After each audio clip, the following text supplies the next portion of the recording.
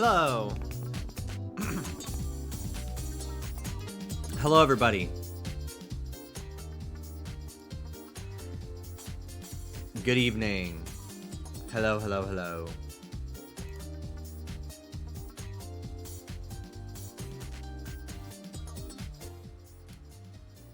How's my music? Is it too loud? Is it too low? Let me know. Hello, everybody. Hello, Marble Sky, Marinated Mars, Shrub Crossing. Hello, Rancher Lex. Jargon, thank you for the 250 stream streak.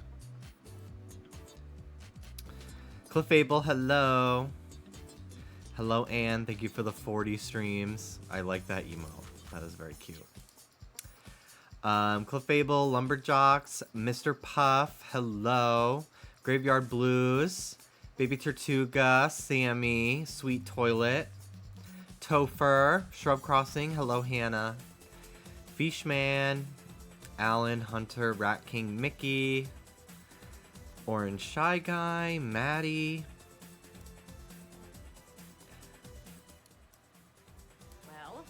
I'm 27 and I'm still living with my parents in Overland Park. I have an art history degree from a night school. My cat just died.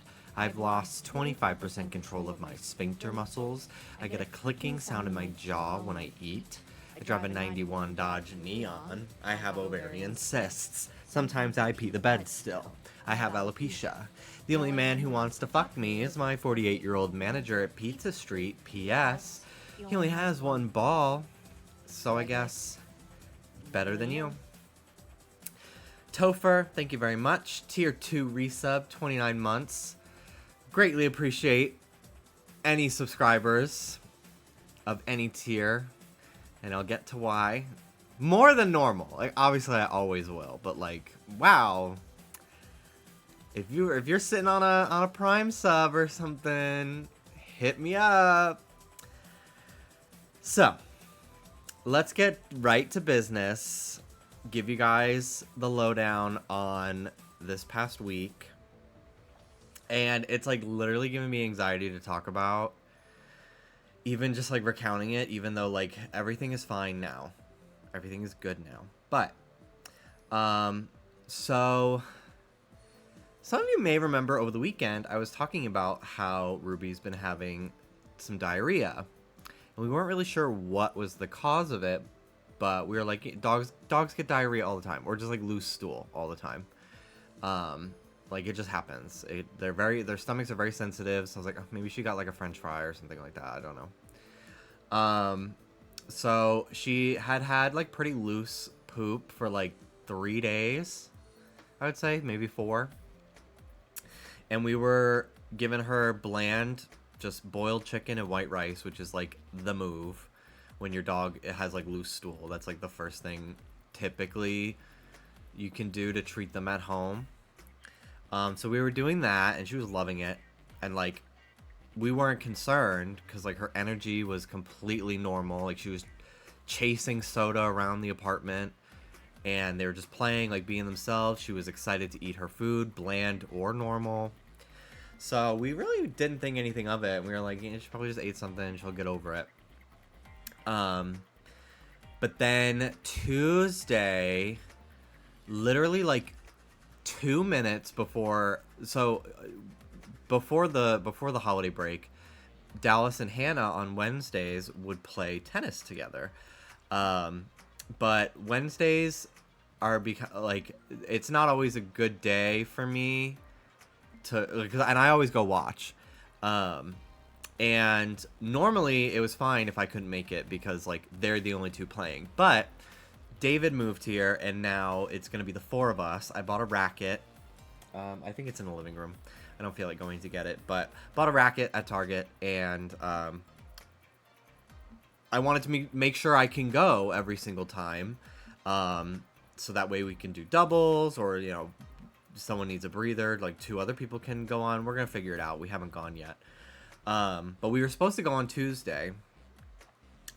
And it was literally like 2 minutes. Hannah's like, are you guys, because I said, I'm like, we're going to Target. We're going to get our tennis racket and we'll be back. Should be back in time. Come down at like 5:40. So before Hannah comes down, she's like, hey, you guys home?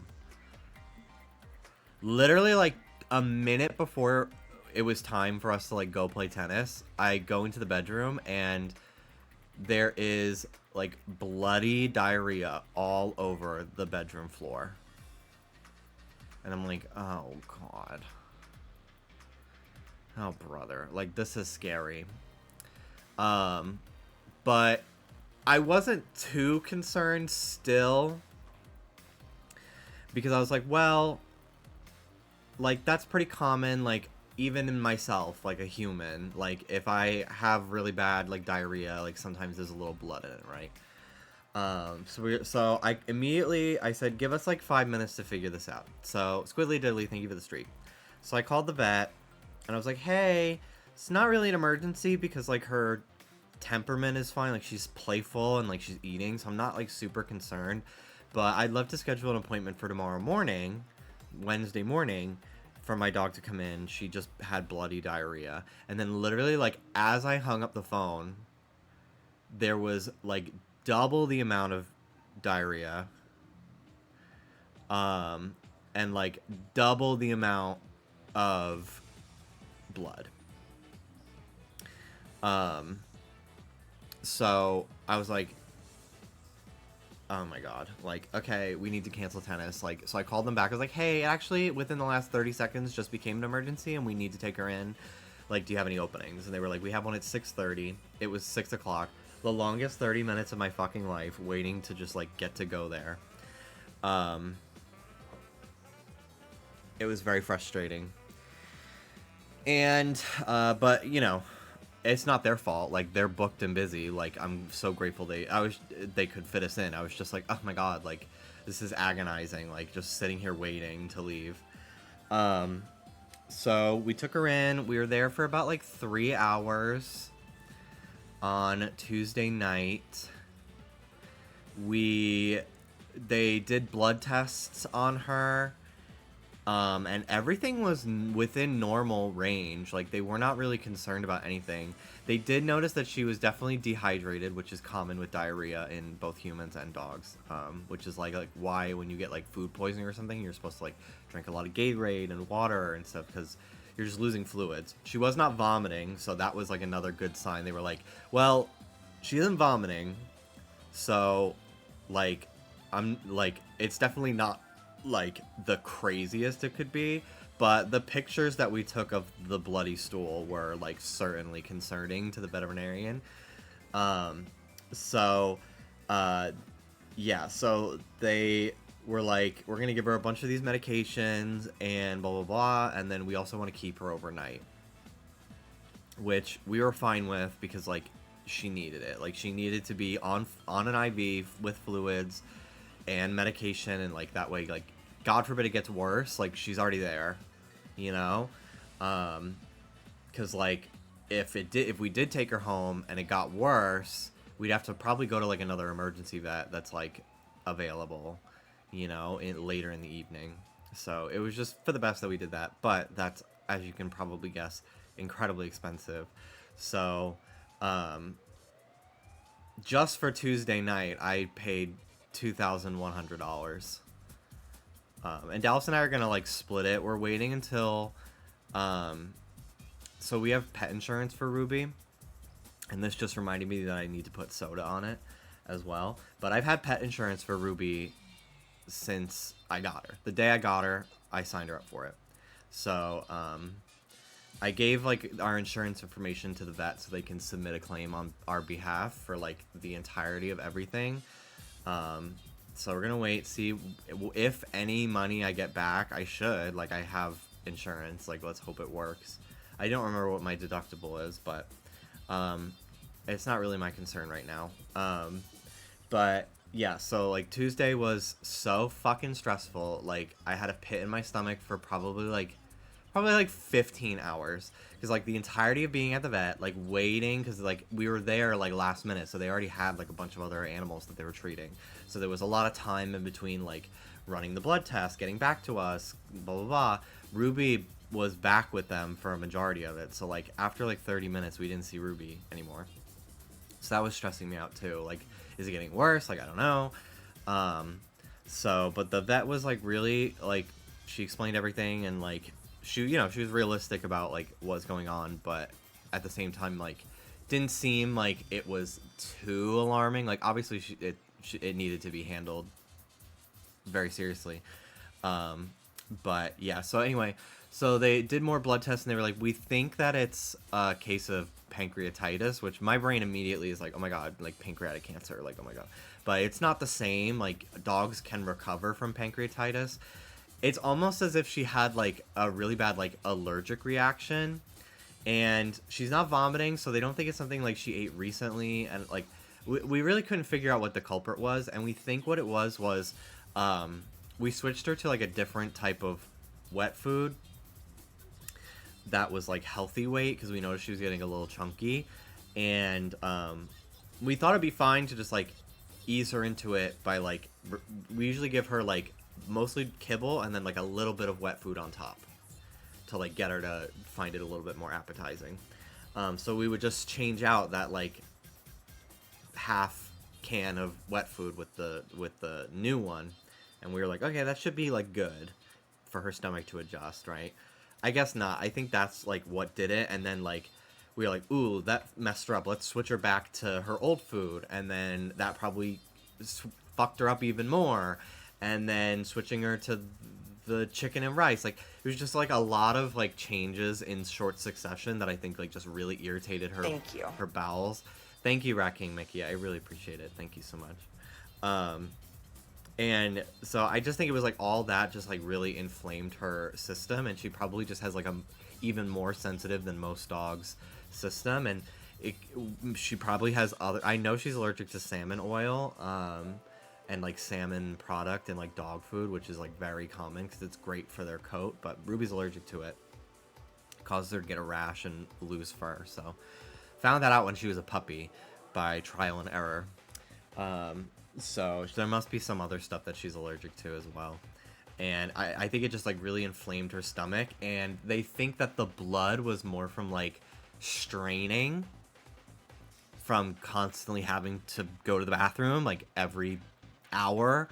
And then the day she was bleeding, she didn't have a lot in her system. She hadn't eaten yet. So, because they usually eat in the evening. So we were going to like, okay, we'll wait till we're back from tennis to feed them at like, we were going to leave at like 6 and get back at like 7:30. And we're like, okay, we'll just feed them when we get back. That way they don't have an accident in the house, right? And they eat like a big meal at dinner. So we were like, okay, we'll just wait. So I think like her having to poop with nothing in her stomach was just like, just doing like, it was just really hurting her intestines and stuff. So we think that was like the cause of the blood, was just like, because that was like after she had like diarrhea for like 4, almost 5 days at that point. So it was just like, and I was even thinking to myself on like day 4, I'm like, okay, if this keeps up tomorrow, like I'd like to take her in anyway, because she is overdue for like shots and stuff. Because we haven't taken her to the vet since like probably like October or maybe September. So she's overdue for a checkup. But anyway, so I cannot focus with this stupid fucking song that's in this otherwise great playlist. So yeah, so we left her at the vet overnight, and like I come home, I still have work to do, so I'm just like sitting here, and honestly, like thank God, because it gave me like something to do other than like think about my thoughts, was like listen and edit. So like it was kind of nice, but like I was sitting here with like a pit in my fucking stomach, just like constant anxiety, like thinking of the absolute worst possible outcomes, and then like trying not to think those, because my brain's like, you're gonna manifest like negativity with your thoughts by thinking negative, so you have to think positive. But then like I don't want to be unrealistic in case I'm met with like horrible news. Like it was just like literally like I felt like I was gonna fucking vomit for basically the entire night, and I had such like a headache and like fatigue from just like the 5-hour long panic attack I was basically having, that like I literally like I went to bed around like 1 o'clock in the morning, and I just had like a throbbing headache, and I didn't even take anything for it. I just like laid down on the pillow because I didn't have anything in my stomach because I couldn't eat. So I was like, I don't want to take Tylenol on an empty stomach, but I don't want to eat because I'm gonna puke. So I just went to bed. And like 5 minutes into closing my eyes, I fell asleep, and I just was out. But the doctor told us she'd call us back the following morning at like 8 to 9 a.m. So I set my alarm for 8, and I was just kind of like waiting by the phone for like 2 hours. She finally called around like 9:30, and she told us like Ruby had improved significantly overnight. She, like being on fluids and everything, she got some like diarrhea medication. That like helps with like the pain that comes with it, but also like helps the stool firm up. Like it's just diarrhea medication basically. So she had been on that, and they were like, she did have another wet stool, but had like significantly less blood, like just specks of blood in it. So like that just like let me breathe like a huge sigh of relief that like even within just like 8 hours of sleeping, like she did improve. And they were like, yeah, she is very stressed. She was good at night when it was just like her and like one technician, but now that we're like operating on normal business hours, there's a ton of dogs coming in and out, there's tons of nurses and other doctors, so she was getting very antsy, which is typical Ruby. She's a pretty timid dog, and like very like jumpy and quick to like bark and like kind of show her teeth, like don't fucking come near me. So they were like, yeah, we've had to give her like sedatives to help her calm down because we don't want her to get more anxious and then exacerbate the diarrhea. And I was like, girl, I get it. Like, I get the shits when I have anxiety over like the smallest little thing. And that day was just stressful. Like, Tuesday was stressful. I woke up stressed because I edited on Monday night. I edited Just Trish on Monday night, as I typically do. And they had 3 ad reads, and one of the ad reads required like a legal disclaimer at the end because it was for like a law firm. And it was just like really late at night when I was working, and then I already had done 3 ad reads. So like, and normally the ad reads are like Trish is just talking and there's like a lower third like picture that has like the details. So like having like an image at the end was already like a break from my typical like formula of like, I do the ad reads, it looks like this, blah blah blah. So I just forgot, and it just like didn't register to me that it needed to be there, even though like I knew it had to be there, but like I just forgot, like whatever, and it's not a big deal. But like I sent it off, and like I woke up Tuesday morning, and like normally I set my alarm for like 7 a.m. in case like I did forget something, and or like there's a problem with the file, I can catch the text. So I set my alarm for 7 a.m. I didn't see a text or anything, so I was like, it's probably fine. So I went back to bed, and then like at 9:30 I woke up and I was like, I forgot the disclaimer.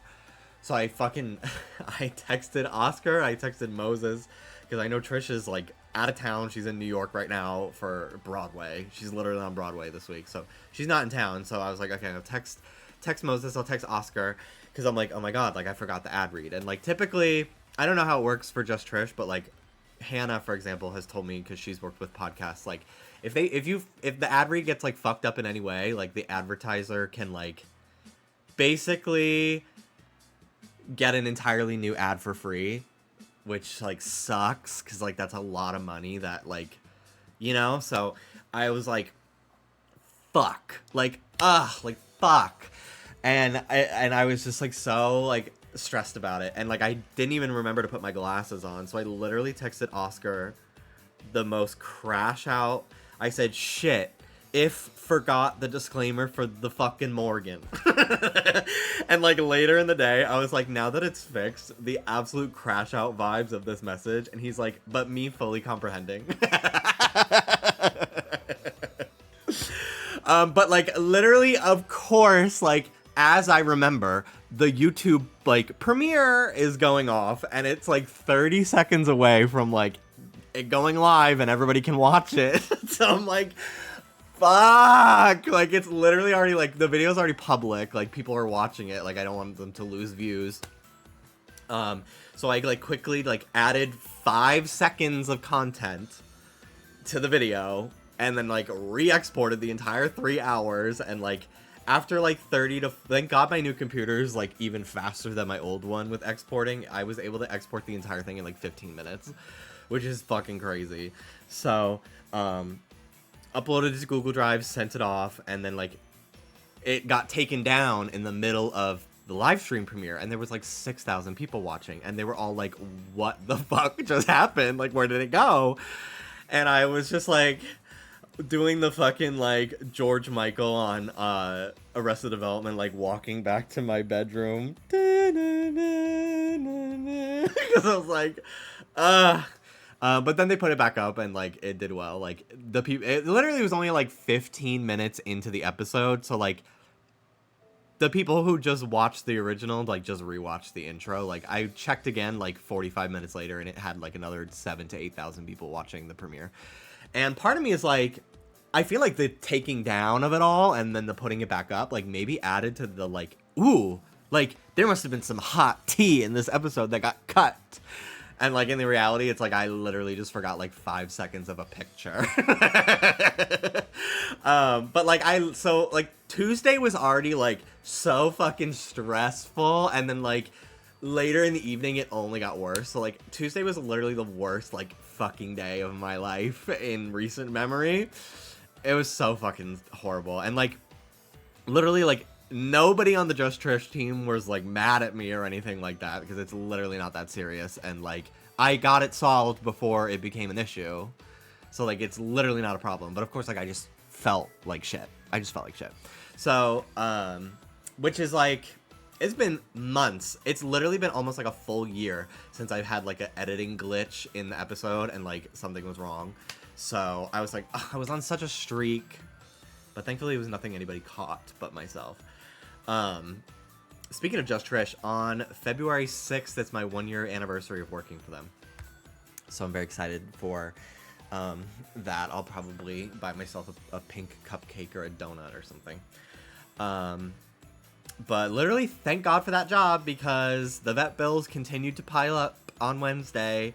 And I literally, like, I don't know how I could, A, be living here in California without this job, but also pay for this vet bill without it. So, thank God I have this job. But yeah, so anyway, so Wednesday the vet was like, hey, like, we're going to keep Ruby for the rest of the day, just to keep her on fluids and see how she's doing. Like, I'll call you back around, like, 5 to 6 p.m., and I'll, like, keep you posted on what's going on. So I try to go about my day as normal as possible, but I'm just, like, fatigued, but also, like, I kind of am relieved because, like, the word significantly improved. Like, doctors are not gonna, like, especially this doctor who I got, like, such a vibe on, because I asked her, like, point blank when we were leaving Ruby with them. I was like, you probably can't say, but, like, she's gonna be okay, right? And she kind of was like, I think, like, she kind of, I kind of just blacked out, because, like, I was so stressed to even ask the question, because I knew I wouldn't like the answer no matter what, but I just had to know. So, like, I feel like she's not the kind to, like, mince words. Like, she didn't even, like, crack a smile. Like, she just was, like, very poker face, because, like, she probably deals giving out bad news to people all the fucking time, so she's not gonna, like, sugarcoat anything. So, like, hearing her who is very, very matter-of-fact, use, like, the word significantly improved, like, calmed me. But of course, like, my brain is still like, what if it gets worse? What if it gets worse? Blah, blah, blah, blah, blah. So Wednesday, I, like, kind of was able to operate a little bit normal, but I was still stressed as fuck, dude. Like, I just had this pit in my stomach all day, and I was just, like, trying to work, and then just, like, feeling sick and, like, not hungry, but I needed to eat. Like, I just felt so dead inside.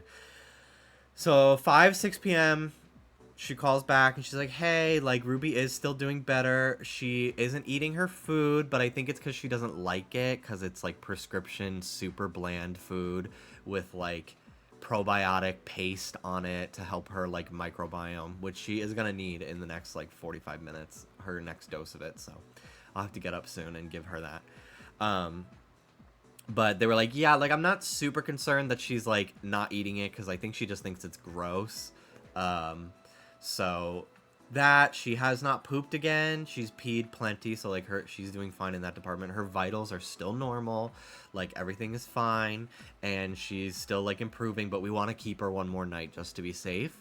But they did give us the option. They said, you can take her home if you'd like, or we can keep her one more night. And I was like, Dallas and I were both like, it's gonna cost a shit ton more money, and it did, but we would rather err on the side of caution and have her stay one more night, because the vet was even like, we usually keep them for 2 nights at least, and we're like, we'd rather that, because God forbid it did get worse again, like, we'd have to get her reset up at another fucking vet. They'd have to put another fucking catheter and IV in her. Like, it was just gonna be, like, so crazy. So hello, Lauren. So we were like, we just keep her there. Just like, let's just and she was like, I agree. I think it's a good idea to keep her. And like, we are really close. Like, we're very fortunate that our vet is like literally around the corner, like 2 minutes away. So like, if things did go south, like, we could immediately get her back into the emergency room. But it's just a lot to like, to call and like make sure somebody's there and like get her set back up on the IV. Like, so we just decided to leave her there overnight, one more night. And she was like, okay, I'll call you back in the morning on Thursday, and I'll let you know how it's going. So it was tough going a second night without her. But, you know, I'm glad we did it. And Soda, like, I'm so glad we have him as well. Because if we still only had Ruby, I literally think I would have, like, been inconsolable. Like, the fact that we had Soda there as well to, like, pet and hold and, like, love and, like, keep our, like, rhythm of, like, okay, it's dinner time, blah, blah, blah, you know, get him settled and everything. That was nice. And I think it's, like, hilarious. And also, I'm so relieved that he kind of didn't give a fuck that Ruby was gone. He was so happy to see her when she came back. He was, like, sniffing her, and they were playing and chasing each other and everything when she came back today. But I was, like, kind of relieved that he didn't give a fuck, as, like, sad as it sounds. Because, like, if I came home and I was already stressed, and he was like looking around for her and like crying, like I literally would have broken down. But the fact that he was just like la la la la la la la, I'm fucking stupid and a baby.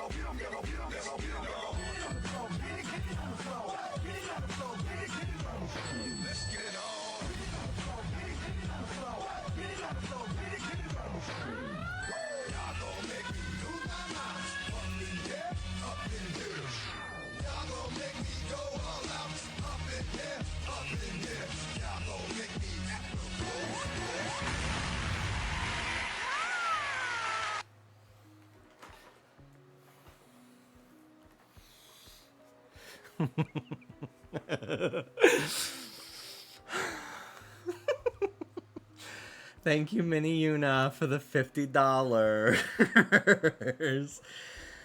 Appreciate it. Thank you. I really appreciate it.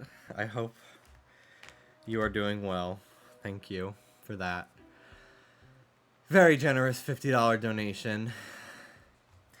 I work out, but I am so, like, out of shape when it comes to, like, moving. It's so embarrassing. The deep breathing every time I get back down from that alert.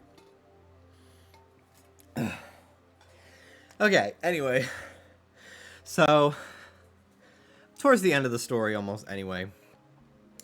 But yeah, I get a call this morning from the vet. And she's like, hey, Ruby, doing great still. We think you guys, if you want, you can come pick her up. And I was just like so relieved to hear that. Because I was just missing her, man. Like, I just miss her. It's so tough being apart from her. She's just been with me through so much already. Like, she's gonna be 4 this year. And it's like, I feel like I've lived with her for fucking 10 years. I was like, I can't imagine not having her around, you know? So, yeah, they were like, yep. It was like 9:30 when she called, 9:45. She was like, you guys can come over at like 10:30. and she should be ready to go. We'll have her like all cleaned up and unplugged from everything, and have like her prescriptions that she'll need all set up. So yeah, we got Dunkin' Donuts breakfast and then picked her up like pretty much right on time. And it was so cute. I was shocked that she didn't pee at all in the lobby. I was kind of relieved, even if it is adorable how excited she gets. I was kind of relieved because I was like, oh my god, like they're gonna think that we don't fucking know how to train this dog. And I'm like, I've tried everything. Like, she just pees when she's excited. I know she's literally almost 4. Her baby brother has never done this. Like, she just does it. But she was just jumping up on us. She was like, it was just so, it was so good to see her. I just was like, oh, my baby. My baby. But yeah, it was a really scary 48 hours. And it was another like 800 something today for the second night. So literally I have the full bill right now. $3,031.16. So we're going to wait to see if we get any reimbursement from the insurance company. My 9-year partner anniversary is in like 2.5 weeks. So might be doing a tip-a-thon to raise money. Maybe a GoFundMe. I don't know. I feel a little uncomfortable in this current climate asking for money when I know that so many people are struggling all over, including in California.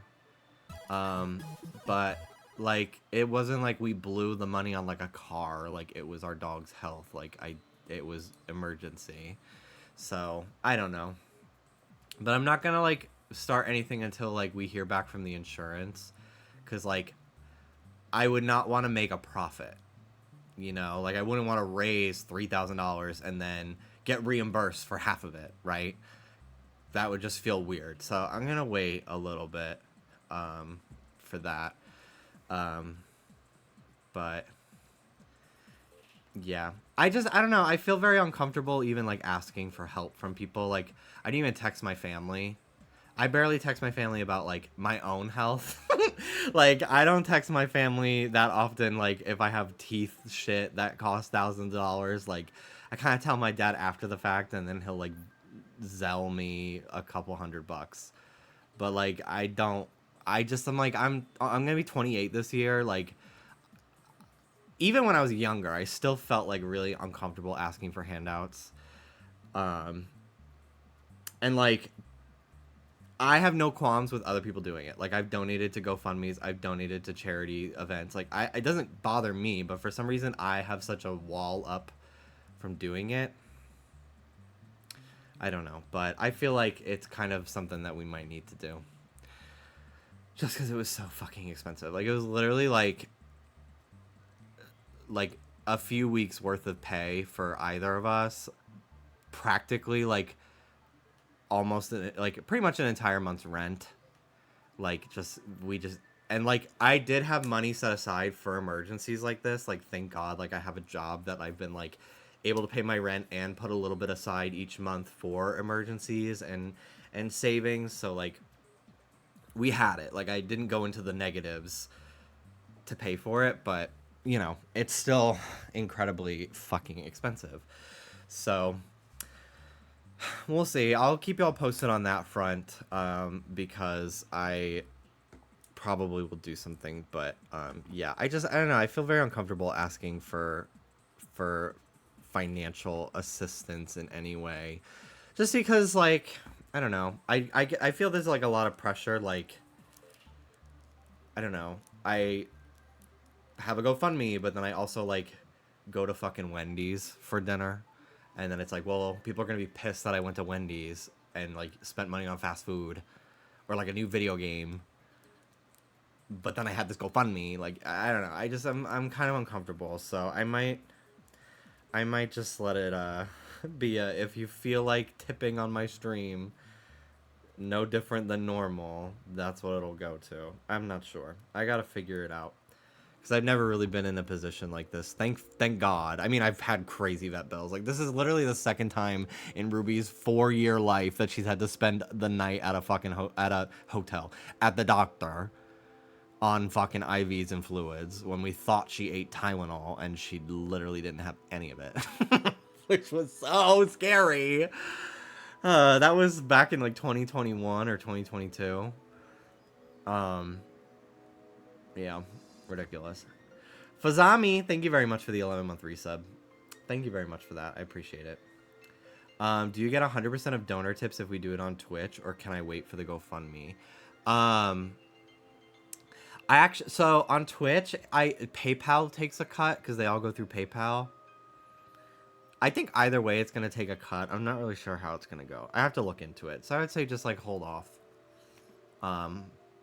If you want, like, no pressure. Like, I even feel weird, like, even talking about it, just because, I don't know. There's, like, people that literally lost their homes, like, weeks ago, so, I don't know. It's a lot, but, it was fucking crazy. It was just, I'm just happy that, like, she's home, and the minute she came home, she took the biggest, stinkiest, firmest poop, healthiest looking poop she's had in like a week. I was like, Dallas literally almost started crying. Which is so ridiculous. Anyway, Mr. Puff, thank you for subscribing with Prime. I appreciate it. Yeah, that, if you already have Amazon Prime, you get Twitch Prime with that. So feel free to drop your Prime subs. That definitely will help me out. You get a free sub on Amazon's behalf. Give me that Bezos money. Fuck that guy. Give me his money. Thank you very much. Bits don't have a fee on the creator end. You pay the fee up front when you buy bits, and PayPal does like 2.7% plus 30 cents or something like that as a fee. Yeah. Yeah. Alan, thank you for the 104-month resub. Thank you, thank you. I mean, I sure as hell ain't unsubbing when you have that bill. I know. Thank you. Thank you very much. Thank you, thank you, thank you. All right. Well, just even recounting that, like, she's fine. Like, she's home and, like, she's been doing well today. Just recounting all of it is, like, bringing back up those emotions of just, like, despair that I was fucking feeling for 2 straight days. It was so fucking awful. I hope to never go through that again, and, like, I'm sure I will at some point, but I hope it's not for a long time. Poor thing. She's been so jumpy since she's been home, because I think she's been, like, falling asleep, and I think, like, waking up, like, not remembering she's home. Can you say really quick why she went to the vet? I know I missed the whole description. Ruby randomly started pooping copious amounts of blood. So we rushed her to the ER, and she spent 2 nights in the hospital. But she's doing a lot better. We think she had a case of pancreatitis, probably from a food allergy. And the bleeding that was what caused the diarrhea, and the bleeding was from her straining herself, the vet thinks, constantly pooping, and, like, especially when she didn't have a lot in her stomach. But it was, like, horrifying. Like, Dallas is like, I'm gonna be thinking about that smell of the blood in the bathroom for the rest of my fucking life. I was like, I don't blame you. It's terrible. In lighter news, I got a shiny Psyduck. Woo! I needed something to do with my life when I was not streaming the other day. And so I've been hunting for Pokemon I don't really care to get on stream that much. So I was just doing hordes. And I was like, I'll take Hoppip or Psyduck. And I got Psyduck. I would still like to get Hoppip. But here he is. Little guy. I was not counting how many how many hordes that I did, so I do not know the answer to that, but I got him. I have 3 shinies on this game now. Well, actually, only 2 have been found on this game, but like I have 3 on my team because I'm building a 3rd freaking badge quest team, because why the hell not? I just got an email to buy tickets for tomorrow for Trisha at Radio City freaking Music Hall. Yeah, she's doing a New York City stop on her tour. Uemochi, thank you so much for the 15-month resub with Prime. Thank you, thank you. Appreciate it very much. Yeah, Trish added some more. She's on like a fucking entire US tour and like a couple Canada dates. She's starting it in like a few weeks. And she added a LA date, which I will be going to, and a New York City date at Radio City Music Hall. Like, that's fucking crazy. She's so cool. She's literally a fucking pop star. It's so sick. Anyway, let's get back to business, shall we? Let me make my way back to the route that I've been hunting on. But I hope you all are doing well. Shit has been absolutely insane, not just in my life, but also the fucking world this past week. I kind of have not been able to even entertain looking at the news outside of headlines because I literally had my own crazy ass, like, life-threatening shit going on with my dog. But I know the gist of it, and it sounds crazy, so I hope that you all feel a sense of escape and comfort today watching my stream. Okay, let me open my counter for my encounters, and we should be back in business. I'm very excited that this month is almost over because it's been fucking horrible. Do you have the inside scoop on what was cut from Tuesday's podcast on the re-upload? I actually talked about that as well. Absolutely nothing was cut. I forgot to include a graphic for one of the ad reads that had to be on screen for like literally 5 seconds at the end of it. And I forgot the image because normally they don't require that. But yeah, there was literally no tea cut at all. Everyone thinks there was. People have been convincing themselves like that Trish spilled too much tea on like Cat's Eye and had shit cut. No, I left everything in. I left it all in. I didn't get any notes to like cut anything that episode. Like literally, like there was truly nothing cut. So the fact that like people are like convincing themselves like a segment that they like, because that segment about Cat's Eye had aired in the YouTube premiere, and then people literally watched it again and convinced themselves that like content was missing, but it was the exact same segment. Yeah, Cat's Eye are fans of Just Trish, and Trish met them because they were like rehearsing at the same studio as she was holding like auditions for her tour or something like that. So, but like couldn't show the pictures of their meetup just yet. But, yeah, she was just like talking about them, and I didn't cut anything, but people were convinced that she revealed too much and we had to remove content. They are identical. It is literally the only thing I changed was I added an image to the third ad read. That's it. That was what was missing, was like the legal disclaimer at the end of the ad read, which is like literally just like saying like go to their website, blah blah blah blah blah. Like that was it.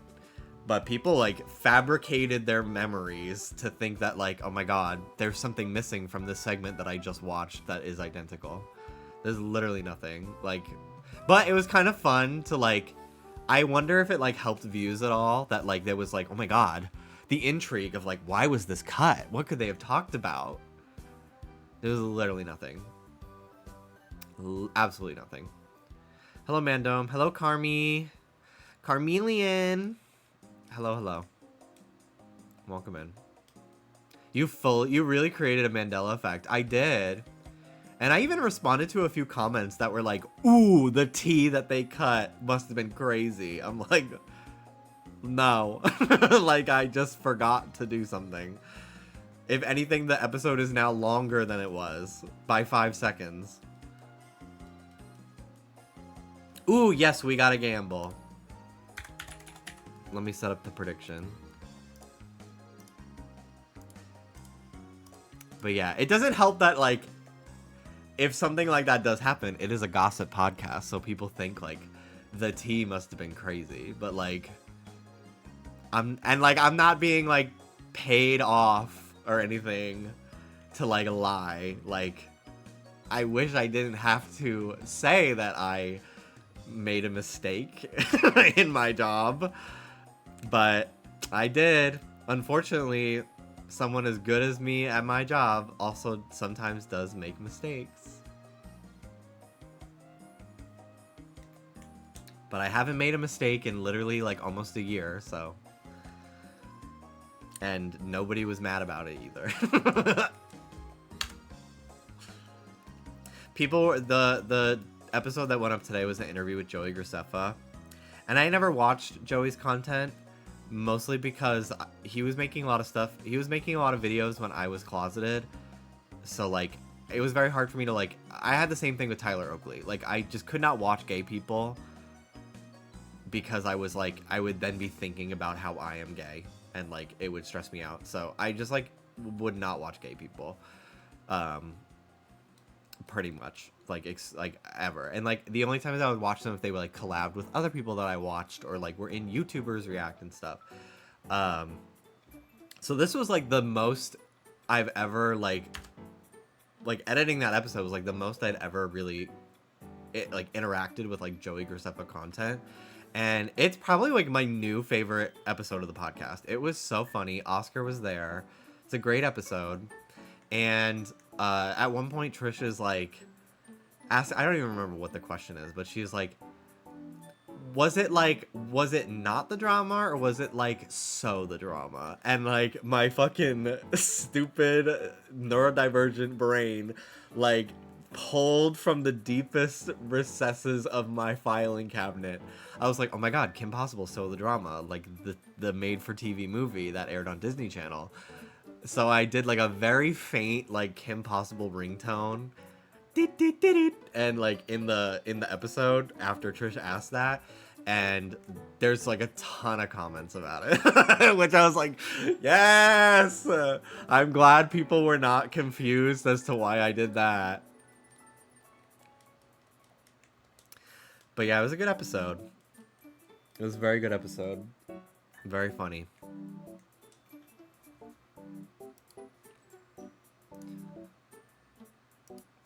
Maybe the people who watch Trish are the true Wetsies. I don't know about that. Because they often spell my name wrong. And they often spell it W-E-T instead of W-H-E-T. So I wouldn't go that far, but they are very sweet to me on there. I always appreciate that they pick up on, like, the picture that I put on screen for 2 seconds out of a 3-hour podcast. Like, they notice it and they timestamp it and they put in the comments, like, LMAO Jimmy. So people notice. There was a part in the recent episode on Monday where Trish was like, do I look tiny? And I just thought it was so funny that, like, in the middle of, like, a completely different topic, she's like, just a second, do I look tiny? And I shrunk her camera to be like when I do this. Hold on. When I do this. I was like, and I put, like, a little, like, slide whistle, like, pew! And I just kept her tiny for, like, half a minute in the episode. And I was like, the audio listeners are probably like, what the fuck was that? But I was like, I'm feeling silly Billy at 2 o'clock in the morning when I was working. But yeah, It was so nice getting up so early to get Ruby today because like I got all my work done by like 4 o'clock today. So I was able to stream because normally I'd be editing into the evening because like I wake up at like noon, but I woke up so early that like I started working again at noon instead of just getting up and going to the gym and blah blah blah. It sounds like you get a lot of creative liberties with Trish's show. I try not to do too much. I try to strike a balance. Totally, thank you very much for the 56 months. Glad that you, Dallas, and Ruby are doing better, and Soda is... Well, we love Soda. Thank you. Thank you very much. Yeah, I try to strike a balance. Like, I try not to do any edits that are, like, annoying, and, like, I'm putting my... Like, I am, like the mystery fourth co-host in a way. Like, it is, like, almost like I'm there, but I'm not. And I'm like, I'm not gonna, like, constantly put text on screen with my opinions every time they talk about literally anything. Like, I really only, like, chime in if it's, like, they're talking about, like, a special interest of mine, and I put, like, on screen for 2 seconds, like, editor note, this is my opinion. If they're talking about, like, Sonic or something like that, which rarely happens. But, like, just an example. Or if, like, they start talking about me directly, like, if Trish asks, like, oh, what's Jimmy up to? Or something like that. If Oscar and I, like, hung out or something. Then or, like, Trish will randomly just be like, I wonder if Jimmy likes me, which is so crazy. I would not do this job if I didn't like you. Like, no. Like, why would I elect to listen to 3 hours or more a week of someone I don't like? Like, it's just so silly that she would even think that. But like, then I'm chiming in, I'm responding whenever they talk about me and stuff like that. So I kind of wait for like what is the right moment. But yeah, I try not to do like, I'll do like funny little graphics, but I try not to do a lot of sound effects. And I know people have like asked me like, can you add sound effects every time you put something on screen? Like, most people will probably find that fucking annoying, especially if they're an audio only listener. And I just literally do not have the time to, like, I don't think people get the time crunch that I am on. And, like, I'm paid accordingly. So, I'm not complaining. But it is a very quick turnaround. So, adding just, like, another, like, 30 seconds every time I put up a graphic to also add a sound effect.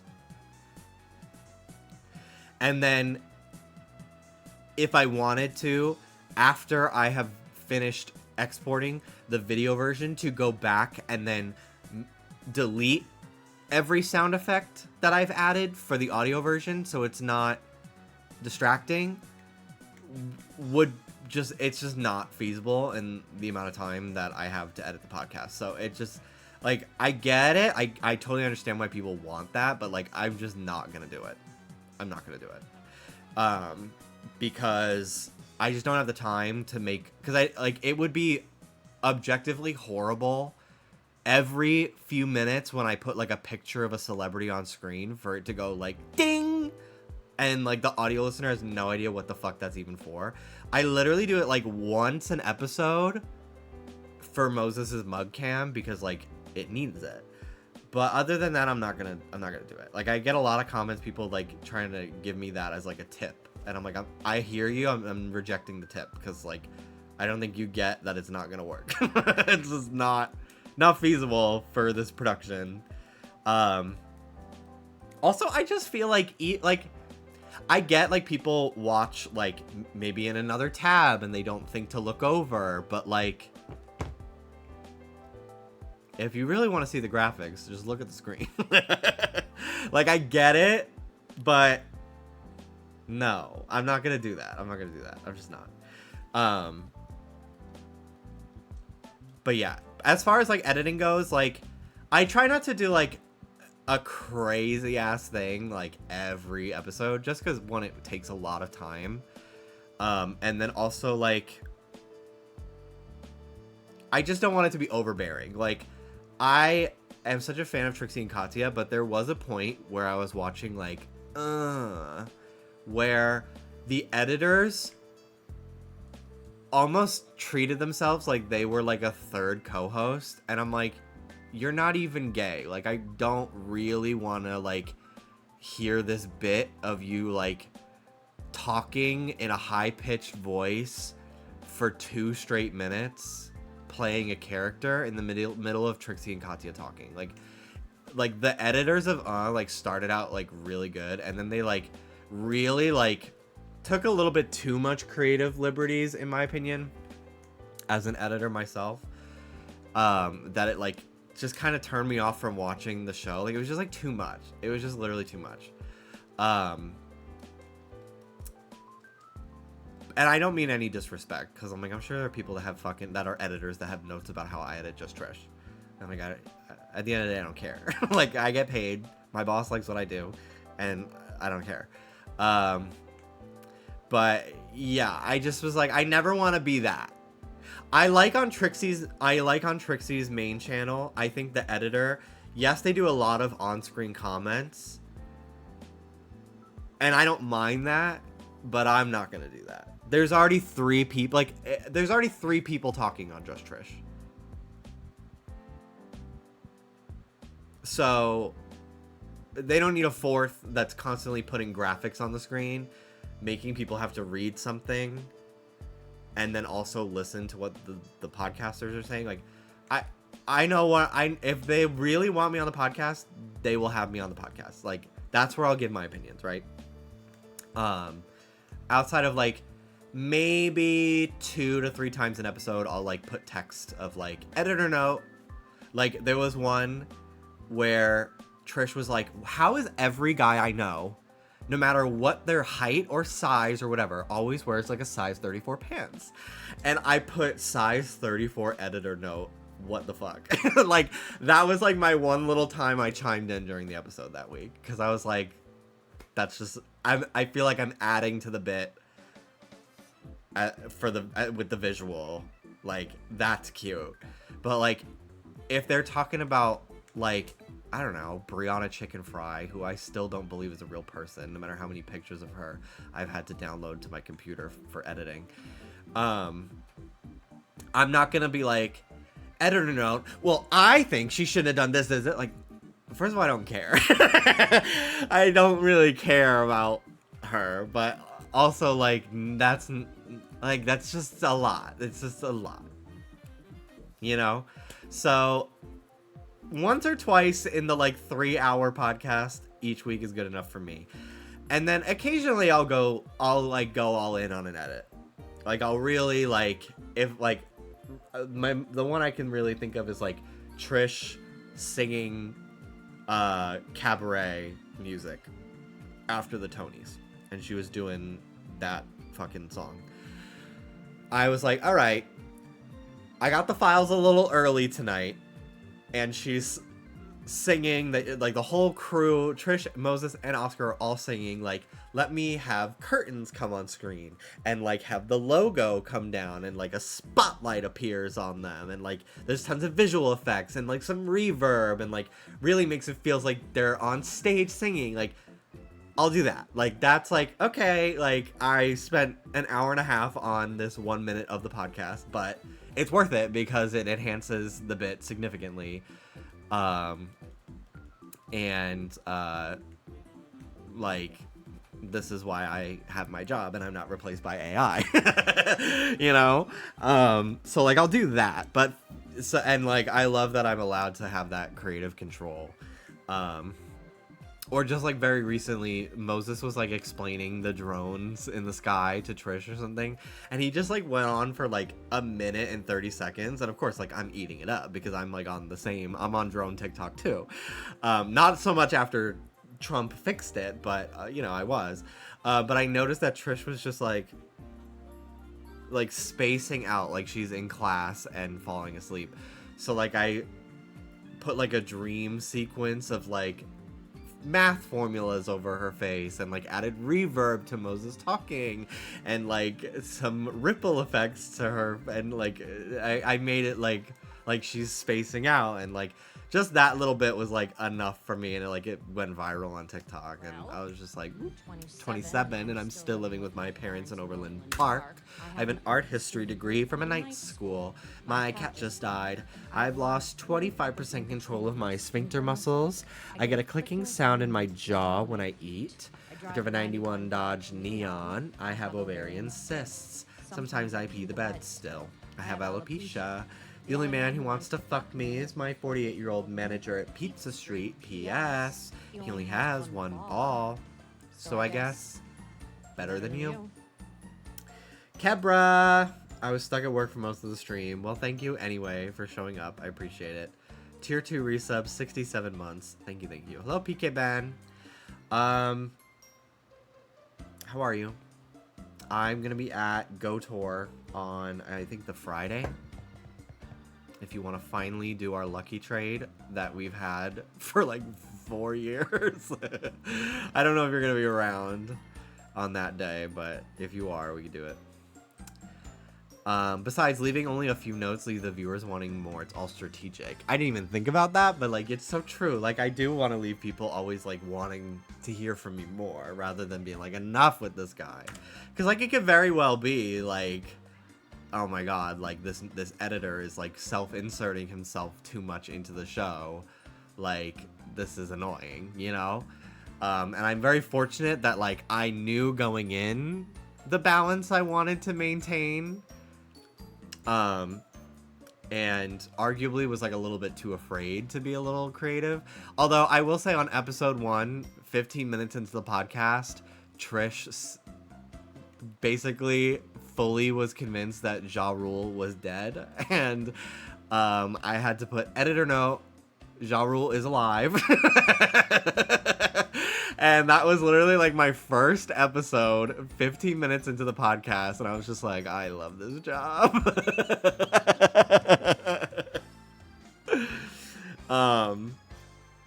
But yeah, I was like, I need to put a graphic, like, I was like, I can't not put a graphic on screen, because one, it is fucking hilarious to be like, her being like, I think Ja Rule's dead, and editor note, Ja Rule is not dead.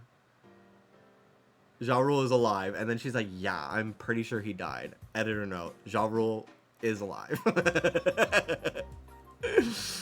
So like, little bits like that, I'm like, I fuck with that. Like, that's more my speed.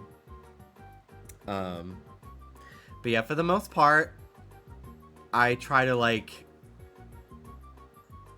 I'm like the shady cameraman on Wendy. Like, it's a silent presence, but it's felt. It's definitely felt. But there's never been an edit that I've gotten, like, anything but praise for. Like, they've never been like, can you not do that anymore? They're always like, oh my god, people love it. Also, Trish doesn't even watch the episodes back. Which I wouldn't either. Moses does, and if there's something, like, particularly interesting, he'll usually show it to her, I guess. But, like, it is what it is.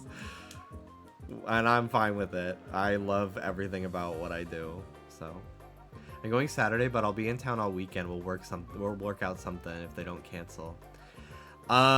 You'll think they'll cancel Go Tour?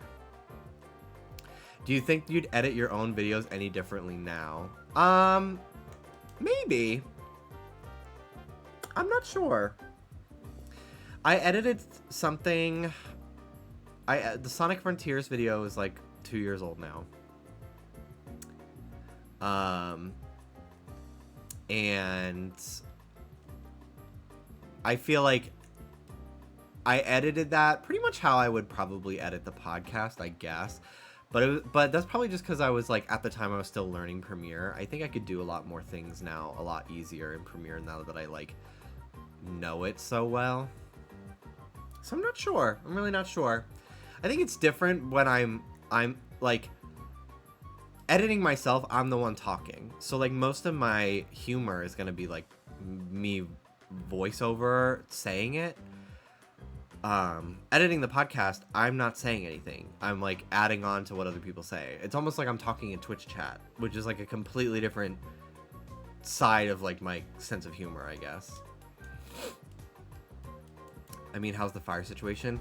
Thankfully the fires have been pretty under control for all of this week. It rained like 2 days in a row, which I'm sure really helped.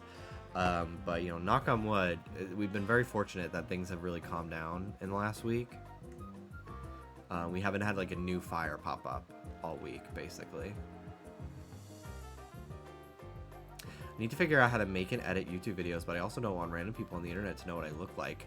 Well, I did YouTube for a really long time when I was younger without even showing my face. So you don't have to. I don't know if I could ever go back. I like being on camera most days.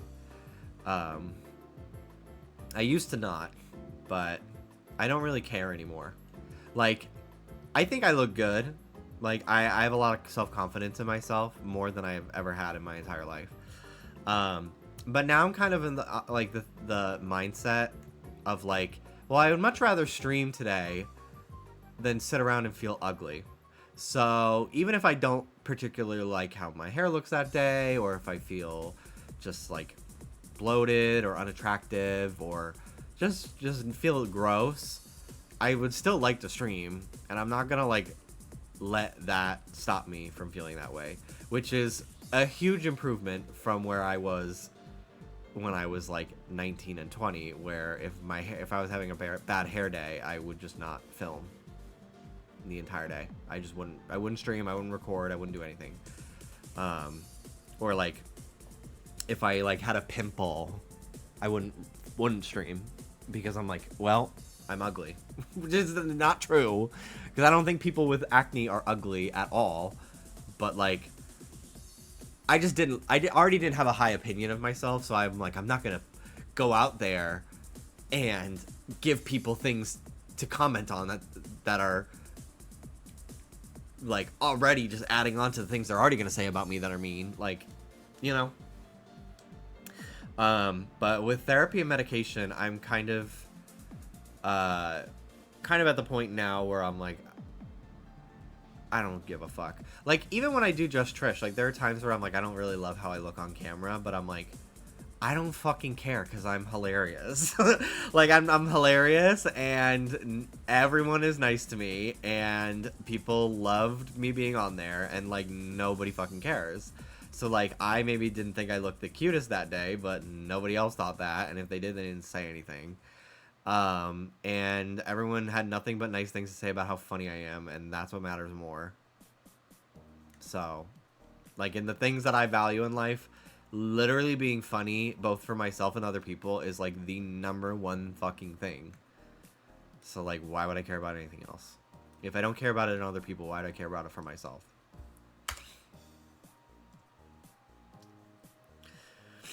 Like, I'm really gonna be like, oh, I look ugly, when I got like a cool opportunity to be on a channel with like almost 1 million subscribers and yada yada yada. Like, why am I gonna let that be like what I take away from the experience? And it's a mindset that you definitely have to work at, because like I have some days where I just feel like absolute shit and ugly, and then I have other days where I'm like, I'm actually so hot. And, like, I could stare at myself in the mirror while I fucking jork my peanuts and probably get off to that. And then there are other days where I'm like, I literally am, like, so ugly, and I don't know how I managed to even get a boyfriend. I don't know how people manage to even want to watch me and look at me for a long time, because I'm so hideous. The duality. I just am such a complex person.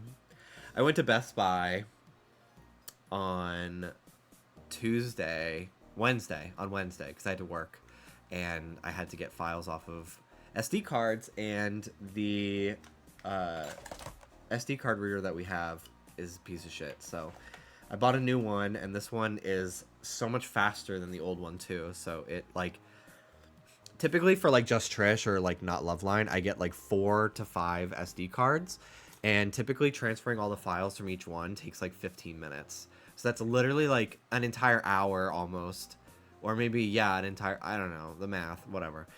Um, it's like 45 minutes to an hour of literally just transferring files from SD cards. And I got an SD card reader that transfers them in 5 minutes. So it cut down my workload significantly. And then while I was there, I was like, retail therapy. I'm stressed about my dog. I bought a Splatoon 3 amiibo because I have not seen these since Splatoon 3 literally came out. I've not ever seen any of the amiibos for this game. I have none of the gear. And I saw the Small Fry amiibo, so I bought it because the gear looked cool. And then as I was leaving, I saw that they had the purple-haired boy Splatoon 3 amiibo with like the middle part. And if I had saw him before I had already paid, I probably would have gotten him. But I didn't see him until I was literally like leaving the store. I'm like, I do not feel like getting back in line to buy another thing. And like, I just don't care. Jimmy, no offense, but you're never getting a girlfriend. I would assume not.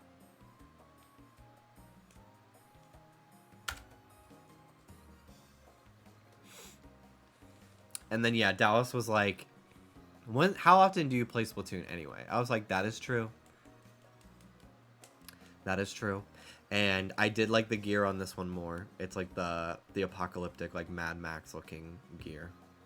That's when you steal it. I would have no issues stealing from fucking Best Buy if I didn't just have the fear of getting in trouble.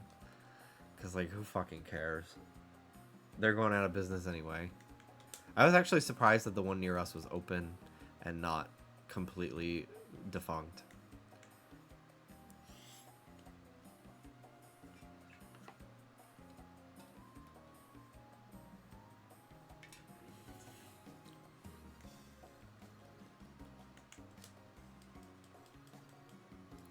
I have chips of all the free gear for anyone. Ooh.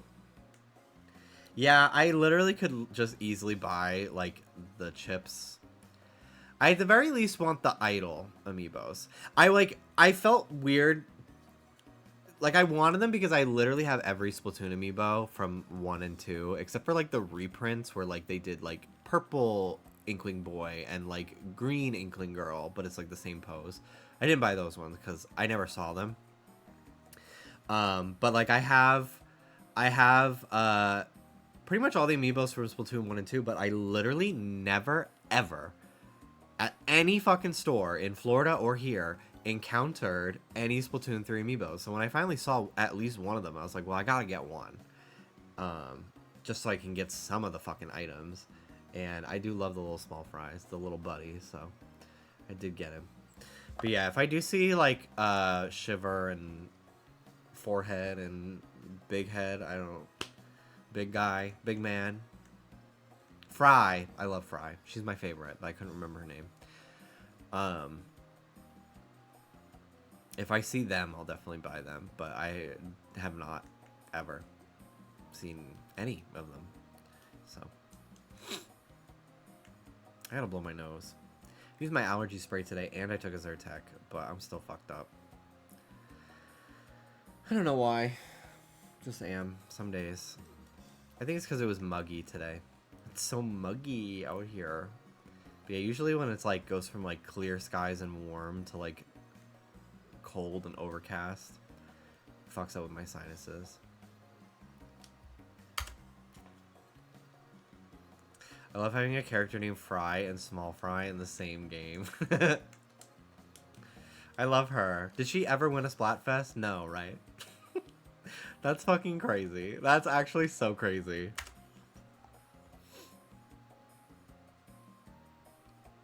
I would like them to go back to just 2 characters in Splatoon 3. Or Splatoon 4. As the idols. Oh, she has one? She's one sweet? An alien. Oh, okay. Well, that's good then.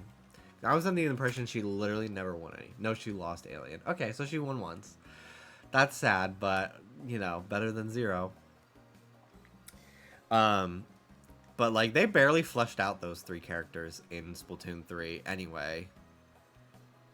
So, I would like them to focus on only 2 going forward. She also won Rice because white ink. That'll do it for the meme. I'm always surprised white ink wins because, like, so much of the ground is white in that game, even at nighttime. So, like, how do you know, like, what you've covered and what you haven't? They were literally part of the story mode. But, like, were they the focus? Not really. They showed up a few times. I swear to God, if I boot up Splatoon 4 story mode and the fuck-ass Squid Sisters are there again.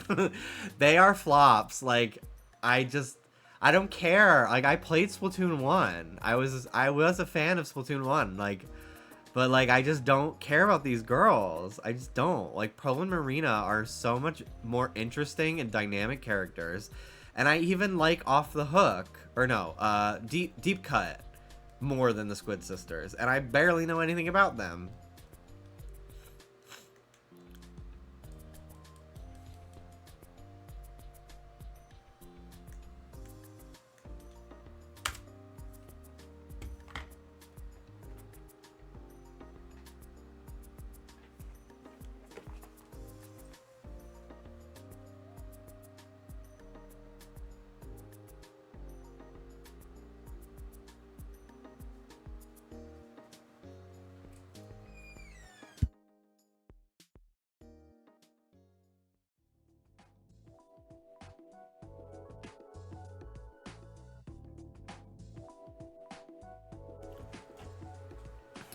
They're gonna have a K-pop group for Splat 4. 8 new characters! Woo! Jimmy, you should submit a Bulbasaur drawing for our Bulbapedia anniversary partnership collab. I will unfortunately have to take a pause, as much as I did love doing those collabs. Because I literally am fucking busy as fuck. I just took up a second podcast editing job in the last few months. So I literally am editing Mondays through Fridays, and then if I'm not editing, I'm streaming. So I barely have enough time to, like, draw, just, like, for my own personal non-posting kind of hobby. So I'm kind of just taking a break from doing collabs right now. Girl, when's your day of rest?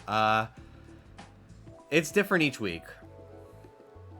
But typically Saturdays and Sundays are, like, my non-editing days, and then I stream. Tuesday is, like, the day I get, like, the most downtime. Like, I do edit the Patreon episode of Just Trish, but it's, like, significantly less work. Like, it's a lot more low-key. And I usually finish within, like, 2 hours. So, yeah. Like, 'cause it's usually, like, 45 to 50 extra minutes that they do. So, it's very rare that I have to, like, put a lot of graphics on screen, because they're usually just, like, shooting the shit and just, like, talking over time. So, yeah, Tuesdays are typically, like, my free time days, where I just, like, relax.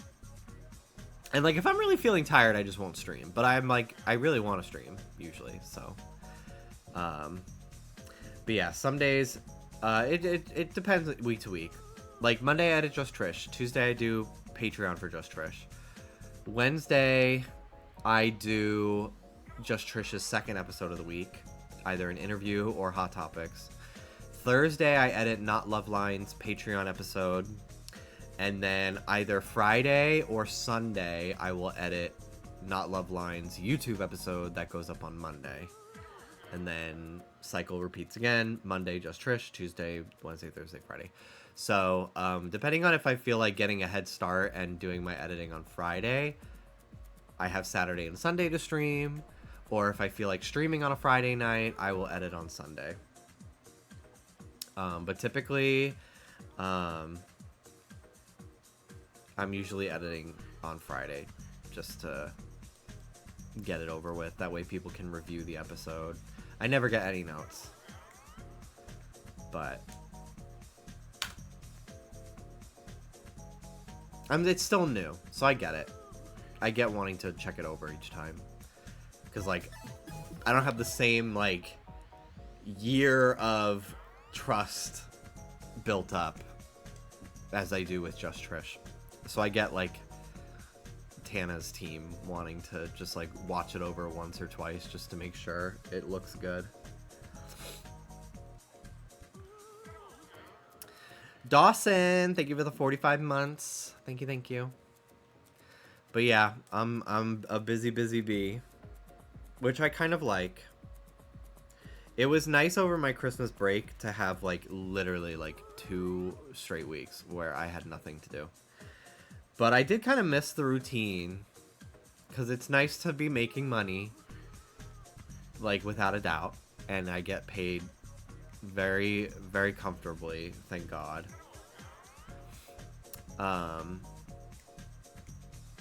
So yeah, there's that aspect, which is always nice and calms my stress. But you know, it is kind of just like, it gets me out of my own head to like be focused on other people's lives, and just it makes me feel like I'm contributing to the world, you know. But it was nice to have that break over the holiday. It definitely refreshed me a lot, and I got to stream a lot. It was nice. Apomaniacs, hello, hello. Welcome in. I'm doing well. How are you? Hello, Mel. I switched to Firefox, but it won't unmute your stream, so I'm back in Chrome for this. That's so weird. Did you, like, mute the site? Like, what the fuck? That's so weird. I haven't made the switch to Firefox. I tried it on my old computer because I thought it would help it not freeze as much, but it didn't. So, and now my new computer can handle Chrome and streaming and Discord all at the same time and not have problems. So I just am back to not caring.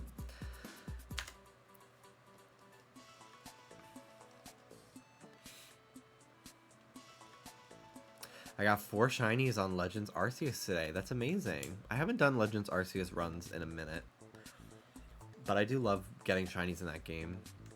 I would like to go after that Alpha Heracross at some point. I think that'd be very cool.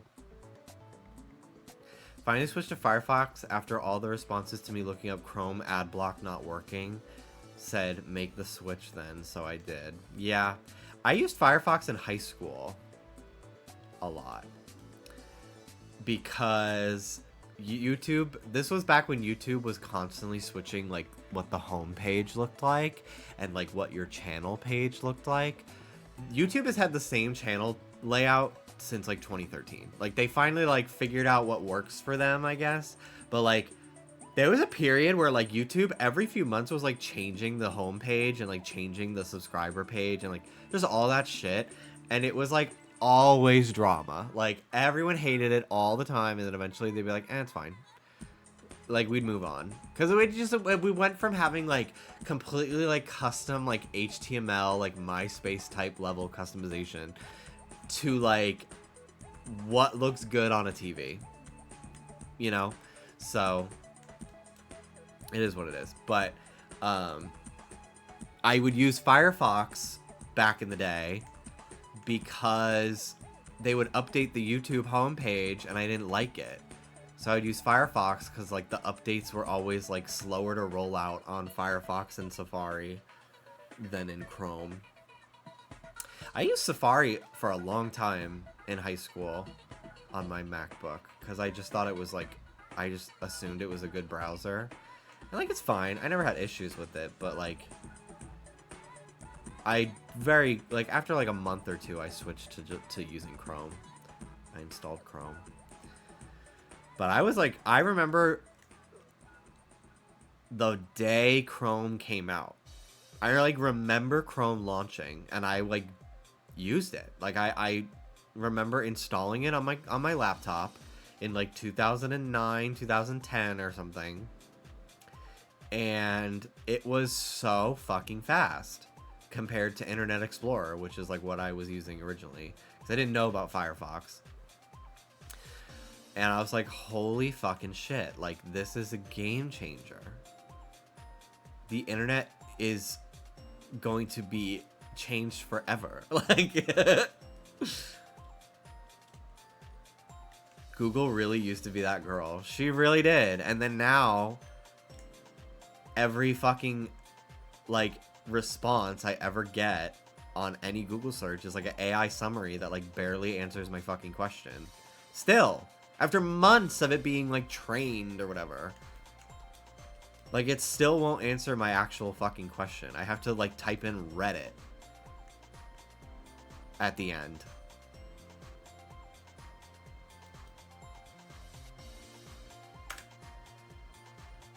Remember Yahoo Answers? I don't think that's around anymore. But, like, that is where some of the gems of the internet come from. Of, like, how do I know if I'm pregnant?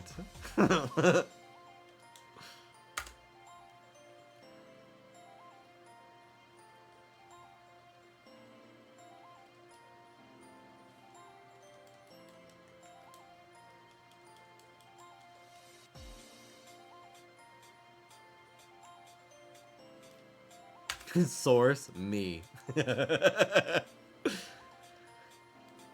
I stopped using Google search because of the AI gotta DuckDuckGo it. Doesn't roll off the tongue. Yeah. I'll use DuckDuckGo sometimes if I want to find, like, where to watch something. Like RuPaul's Drag Race, for example.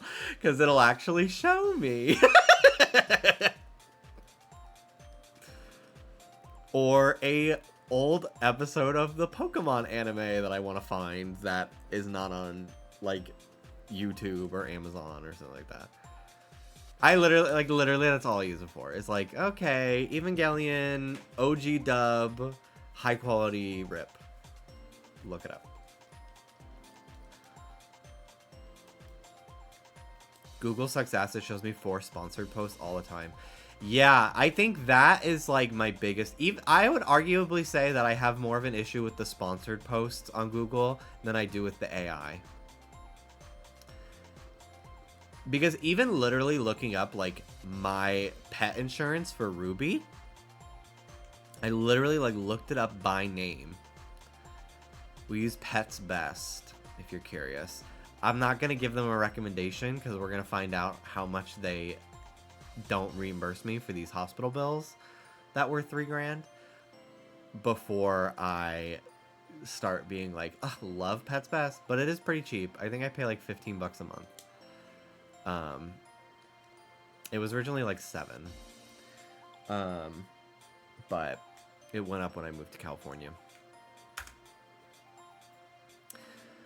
And also Ruby's a little older now, so, but yeah, literally just looking up, like, the insurance company, I got, like, 4 fucking different pet insurance companies that were unrelated. Like, they were not the same name. Like, it just was sponsored posts, like them trying to sell me other brands.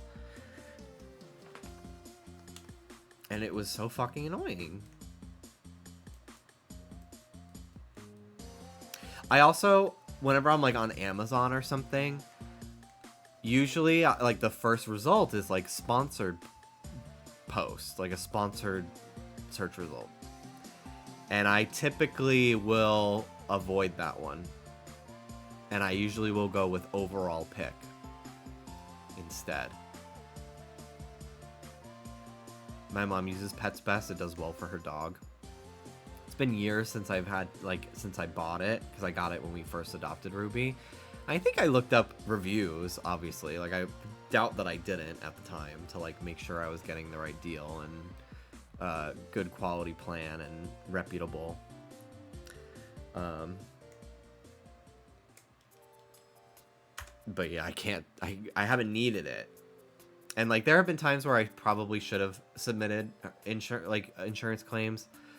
Like Ruby's spay being like $800 and then Soda, his neuter, which is like definitely very different. Like a dog getting, like a boy dog getting his nuts cut off versus like a girl dog getting spayed, but like very different like type of procedure. But like literally Soda's was $45. Why was Ruby's $800? Like I think that hospital just kind of fucking scammed us. I don't know. I don't fucking know. So I should have tried to submit that to her insurance, but I kind of just couldn't figure it out. I didn't know. 800 for a spay is criminal. Yeah, like we just didn't know. We were young. I was like 23, probably. 800, was there a complication? No. If anything, she had sutures that were supposed to be dissolvable put in her, and they didn't use dissolvable ones. So you can kind of feel, even almost 4 years later, Ruby has like stitches in her under her skin. You can like feel them, and it doesn't bother her. Like she doesn't go at it. Like, but like, wow, we paid all that and then you didn't even fucking do it right.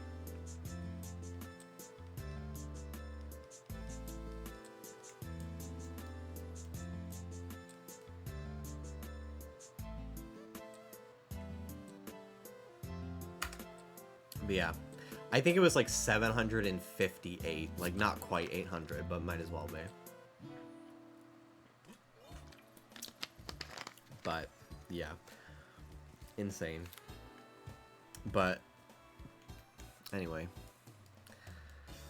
yeah, that was a special incident because the vet that we used to use in Florida we loved, but they did not do spay and neuter there. So we had to go somewhere else for that, and they sucked. Like, it was just a shit show. Like, we dropped Ruby off, we left her there for a full day, we come back in the evening to pick her up, and we find out they didn't even do it. They were like, oh, sorry, we had an emergency, and we had to operate on this cat instead, so we didn't do Ruby's thing. And it's like, that's fine, but you didn't want to call us 6 hours ago? Our dog's just been, like, in a kennel at the vet, and, like, she could have been with us. So we had to bring her back again the next day, and then they did it.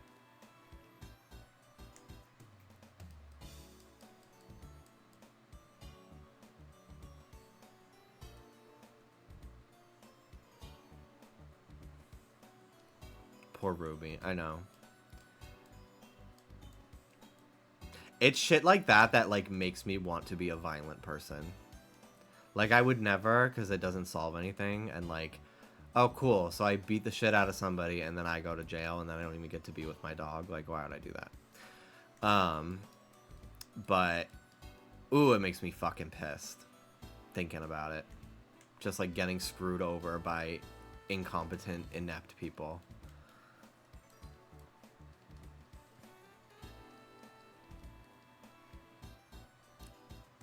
But yeah, typically I don't submit,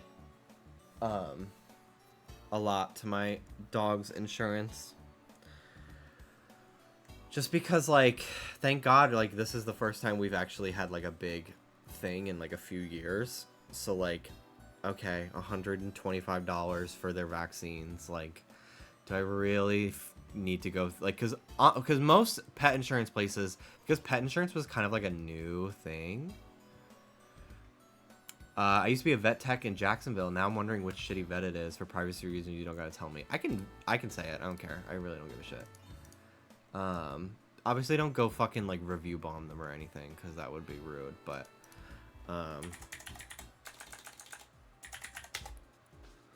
me see if I can find it in my.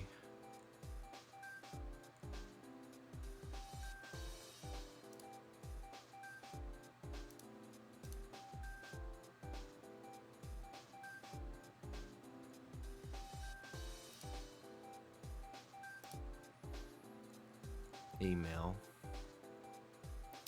I might not be able to find it.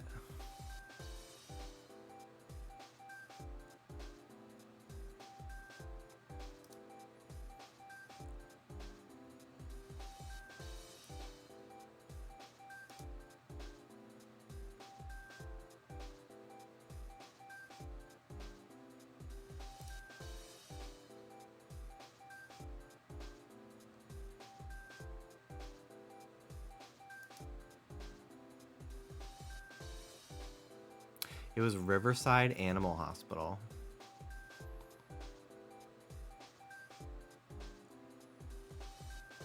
I don't fuck with them.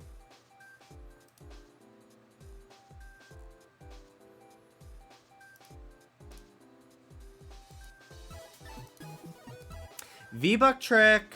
Thank you very much for the 21-month resub. Thank you, thank you.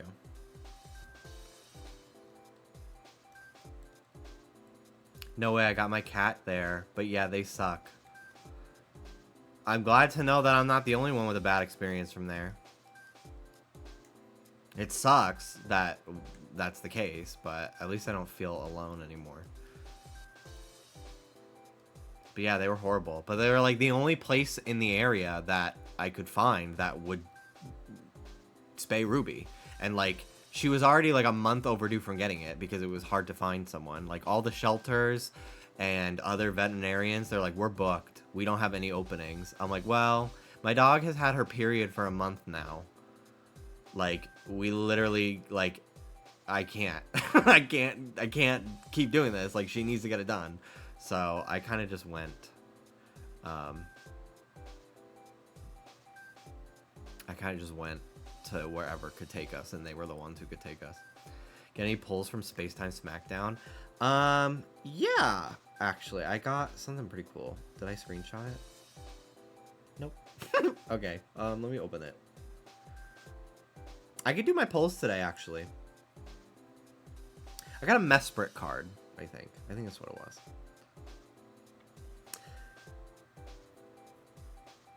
Pet insurance is very worth it, especially if your pet has health issues. Just see which ones give you the coverage you need. I promise you won't be regretting it when you have 1,000 plus vet bills. Yeah, like, I was never planning on getting rid of it.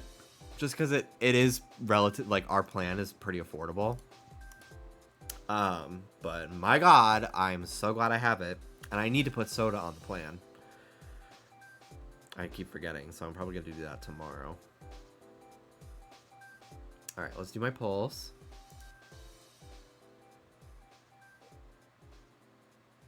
B-Barrel. Nothing.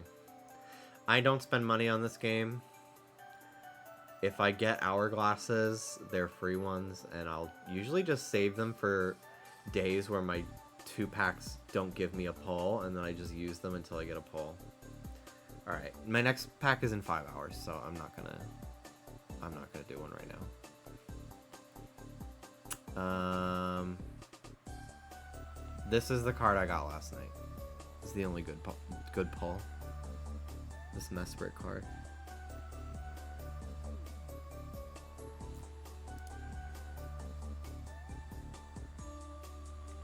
Yeah, very cute. How do you get pet insurance with pre-existing conditions, though? My dog has allergies and chronic UTIs, and they won't cover any of it.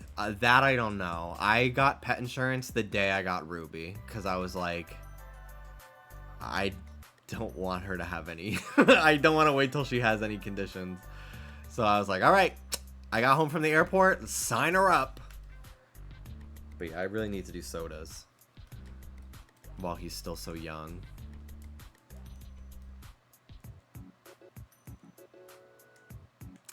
I was also, they're not even in business anymore, so like, not even trying to start drama with them. But, so I got Ruby through Twitch chat.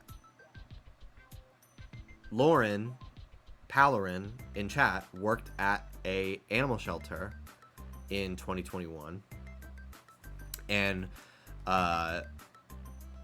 was like sent me pictures of these puppies that had just been born at the shelter from this dog that they found on the street. And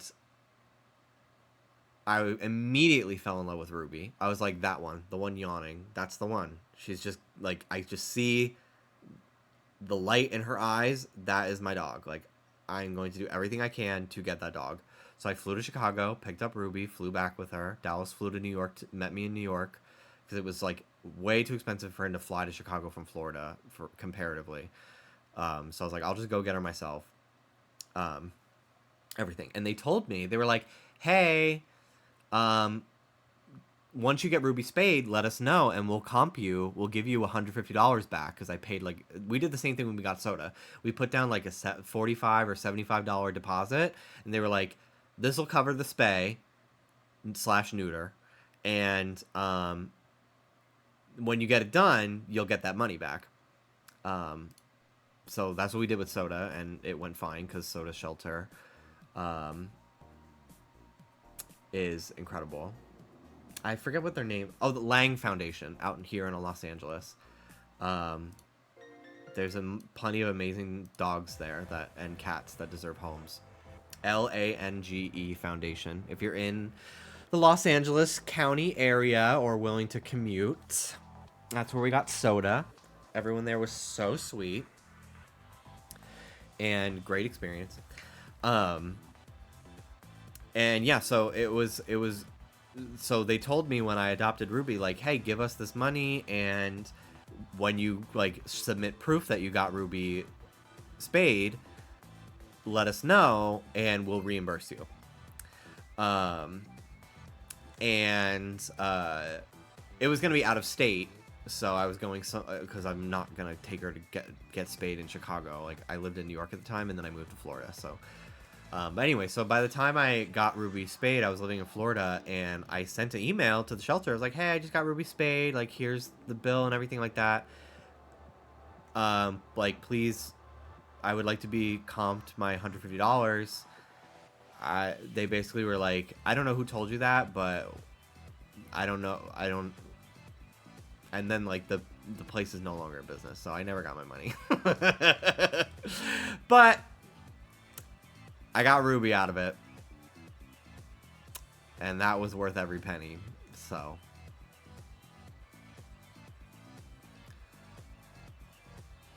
I got my best buddy, so I don't really care, but I'm like, damn.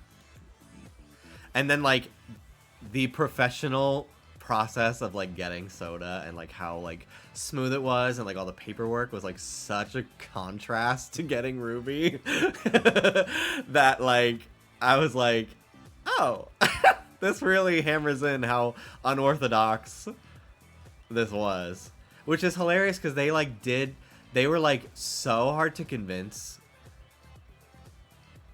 to like. Lauren was fine because like he could vouch for me, but like his boss and like the other owners of like the shelter were like, who's this random person from New York that like wants to adopt this dog from out of state? Like, what? Like, I don't get it. Like, they were so weird about it, and like they wanted like us to fill out this huge application, blah blah blah. And with Soda, they kind of were like, do you have a dog? What's it like? Okay, come meet him, and then we'll do a visit and see how they interact with each other, and then that's really it. Like, we kind of proved already that like we can take care of a dog, so like they didn't really need much background check on us. And also we were locals, but it was just such a smoother process that like I'm like so happy to recommend them and would happily adopt a dog from them again. This week has been a lot. Happy to see you. Thank you, Miss Fluffy Kitty. I hope it has not been a lot for you as well, but yeah, it was fucking crazy. But I talked about it at the beginning of the stream. I don't feel like talking about it again. Now, especially now that things are good, I don't feel like reliving the traumatic emotions once again.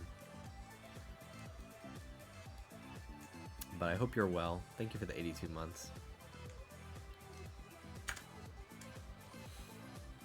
My cat had to get a lung lobe removed this past summer, and it was a crazy 14 days. Oh my god. Pets, man. It's scary because you just, like, you never know when something is going to happen. Like, I literally did not think that this week was going to be the way it was. And I'm so relieved that it was pretty much resolved within 2 days versus multiple. But, yeah, like, I've had friends before like be at my house, and at 3 o'clock in the morning they get the phone call from their partner back home that like, yeah, their cat has not been able to pee for like 2 days and they need to go to the ER. and they find out like their cat has like a urinary blockage, which is like pretty common, especially in male cats, that they get like a urethra blockage, but like it's potentially life-threatening, and it costs thousands of dollars to fix. And like they basically remove the penis and turn it into a hole, and it's fucking crazy. And like just randomly that just happens, and they have to transgender the cat. The woke agenda got a hold of their cat, and it was crazy.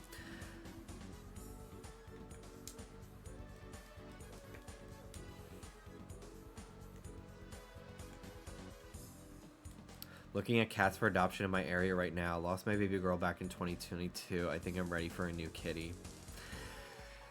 Yeah, I remember. So I lost my dog Bailey after 14 years. And I lost her at the beginning of the pandemic.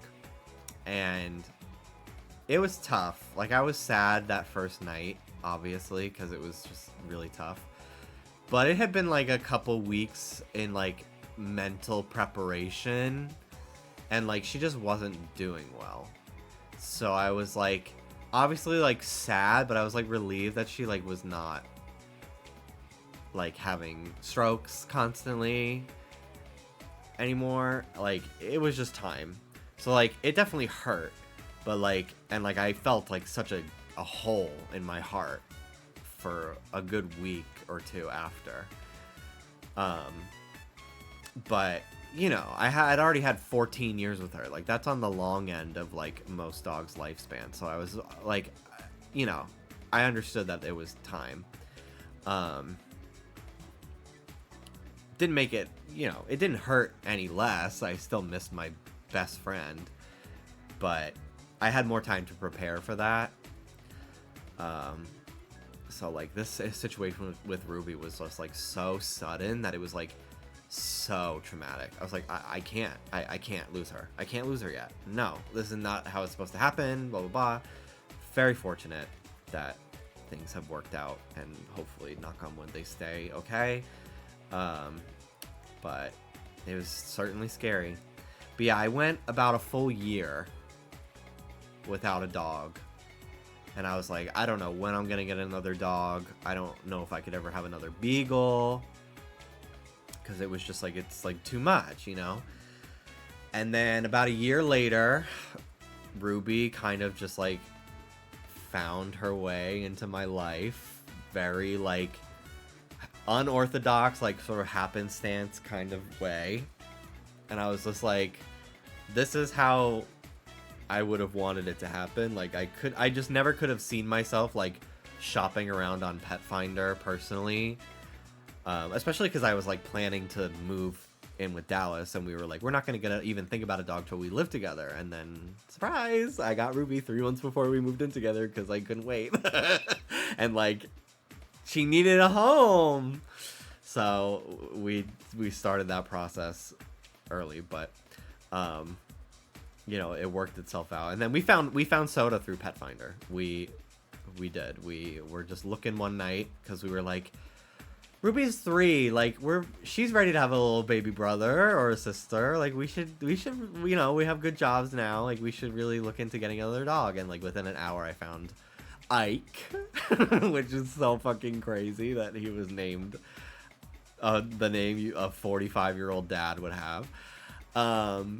And he looked the way he did.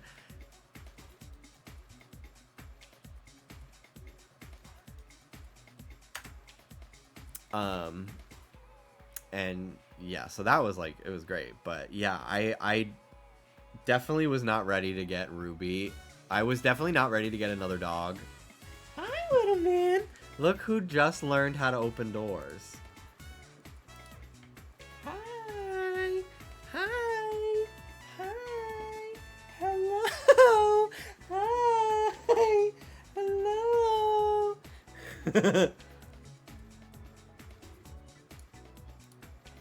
Hi. Hello. Hello.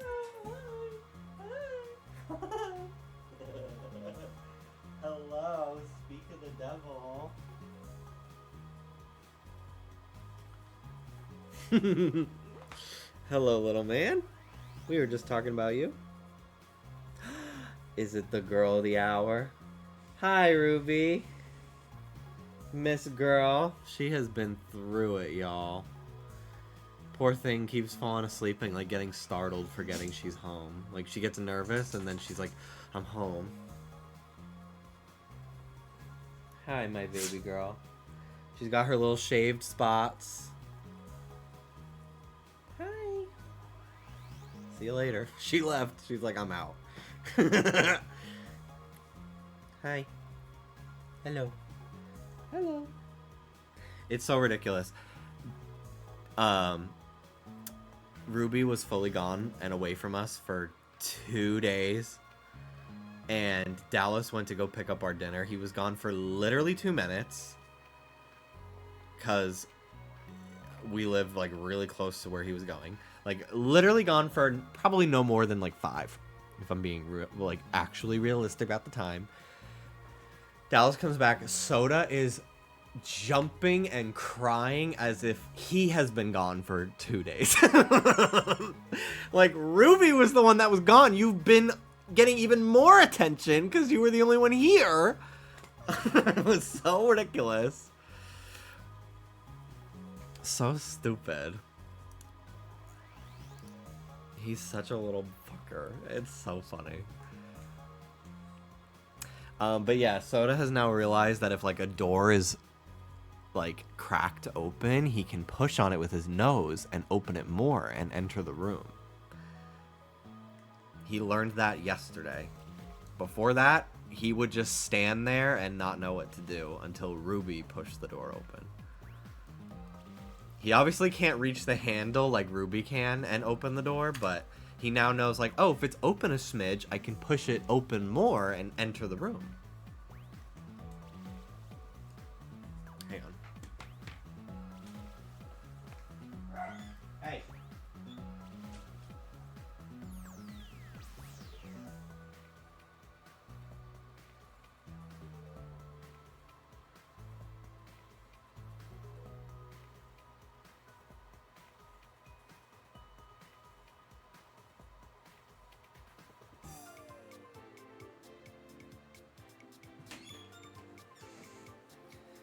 Okay, I need a few minutes. I gotta give Ruby her, like, probiotic food and everything. So I'll be back.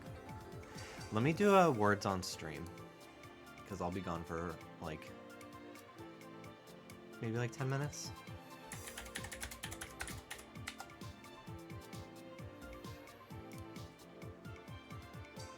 I was wondering if you were here, Anne.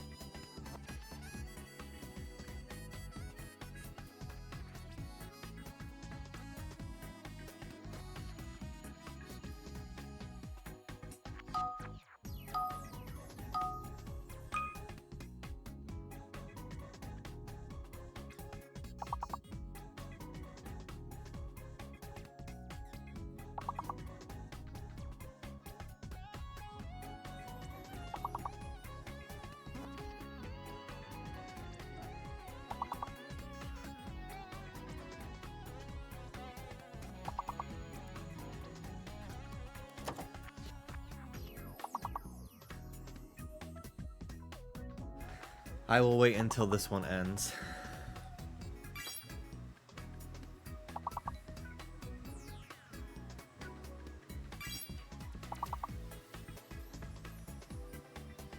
We are not doing well. Damn.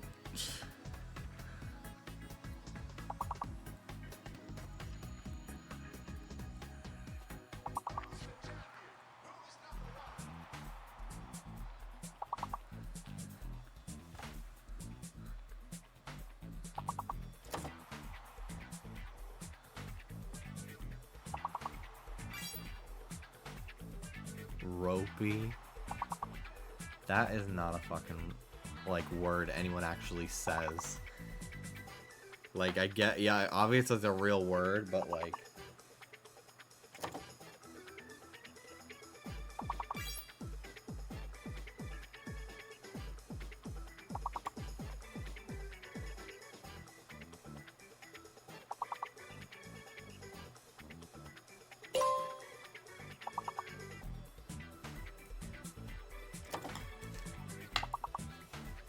Ooh, epoxy is good. I'm floored that that's not up there. Oh, it's because the X is not, that's why. I do know the rules. I literally do know the rules. I just had a lapse in my brain. Well, that was hard as hell. Too bad. Back to me. Ruby, I'm actually shocked at how excited she was to eat her medicine-laced food. She was like, it must be flavored really well. Because she was like... She was so excited sniffing it. She went right to it. Which made me happy, because I was worried she wouldn't eat it. I'm thankful my dog is good about swallowing pills as long as they aren't huge. Yeah, Ruby is typically okay. She is taking pills as well. These are like a probiotic supplement. That has to, like, it's too much for it to be a pill. It has to go over her food. I can inject it right into her mouth, but like that seems like it's gonna be fucking messy. I can't have her hold still for that long, but she likes the taste of it in her food, so it doesn't matter. But yeah, I did have to give her a tablet this morning, and I put it down her throat, and she kind of went and like spit it out, and I put it back in her mouth, and then she swallowed it. So she's like pretty good. It's like 50-50, but typically eventually she'll swallow it. Hello, Jimmy. Back from my show. Hope everything's going all right. I know it's been stressful. Everything, thankfully, is good now. Ruby is home from the hospital. She's good. She's improving. She's doing much better. But yesterday and especially Tuesday were some of the worst days of my life. It was incredibly scary. But she's home finally and doing better. But it was horrible. It was really actually fucking traumatic.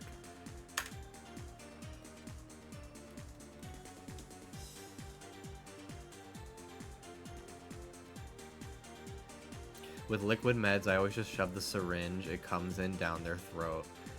Then he gets a treat after. I know she's gonna fidget too much, and then I don't want it getting on the floor and then soda licking it, or it's going to waste. Good. Hi guys, you have good dinner? We'll give her another small bit, because she has to have the syringe twice. So we'll give her another small round of wet food and mix it in as like a bedtime snack.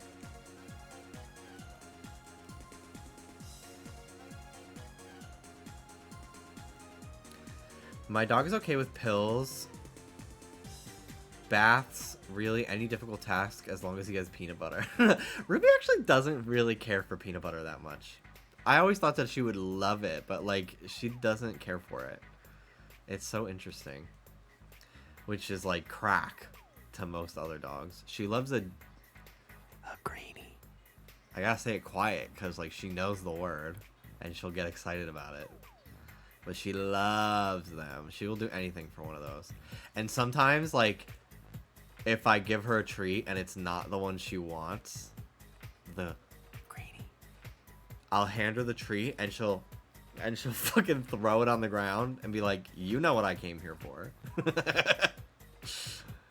And I'm like, okay, fine, here you go. They're just so expensive. I don't like giving them to her every day.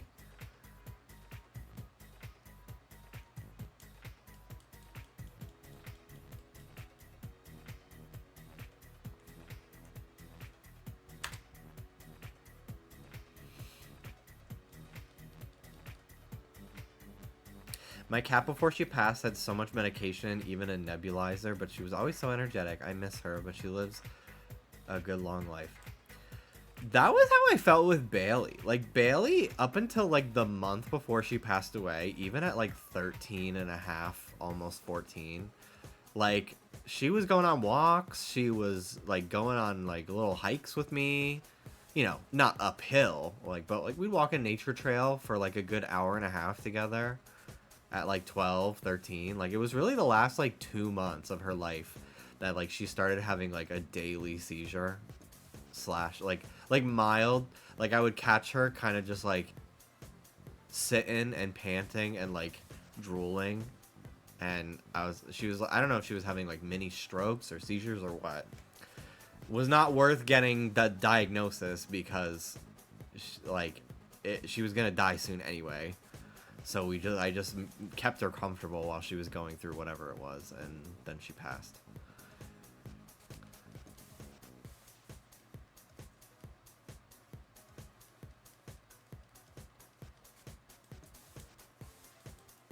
Does she like the original flavor? Of what? Peanut butter or greenie? Oop, I said it too loud. She probably can't hear me. She's probably in the other room. Yeah, she likes the originals, yeah. We usually get them both. We get the teeniest ones because that way, like, Soda can eat them, and then, like, you get more for your buck. I've never even seen any blueberry flavored ones. That's so cool. I love that you have Ruby and Soda. They're so sweet and wonderful. I'm so lucky. Every day I just am like, we are so fortunate to have 2 amazing dogs that get along so well, like us so much, and also just have like such distinct personalities too. Like, I was kind of prepared for Soda to just kind of be more of, like, an NPC dog.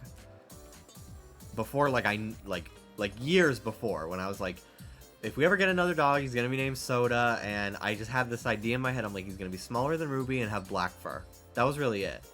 And I kind of was like, he might not have as much, like, he might not have as much, like, of a personality as Ruby, and I just have to be prepared to have a dog that's kind of just a creature rather than a being, but I was not disappointed. I'm very honored to be in the presence of so many locals.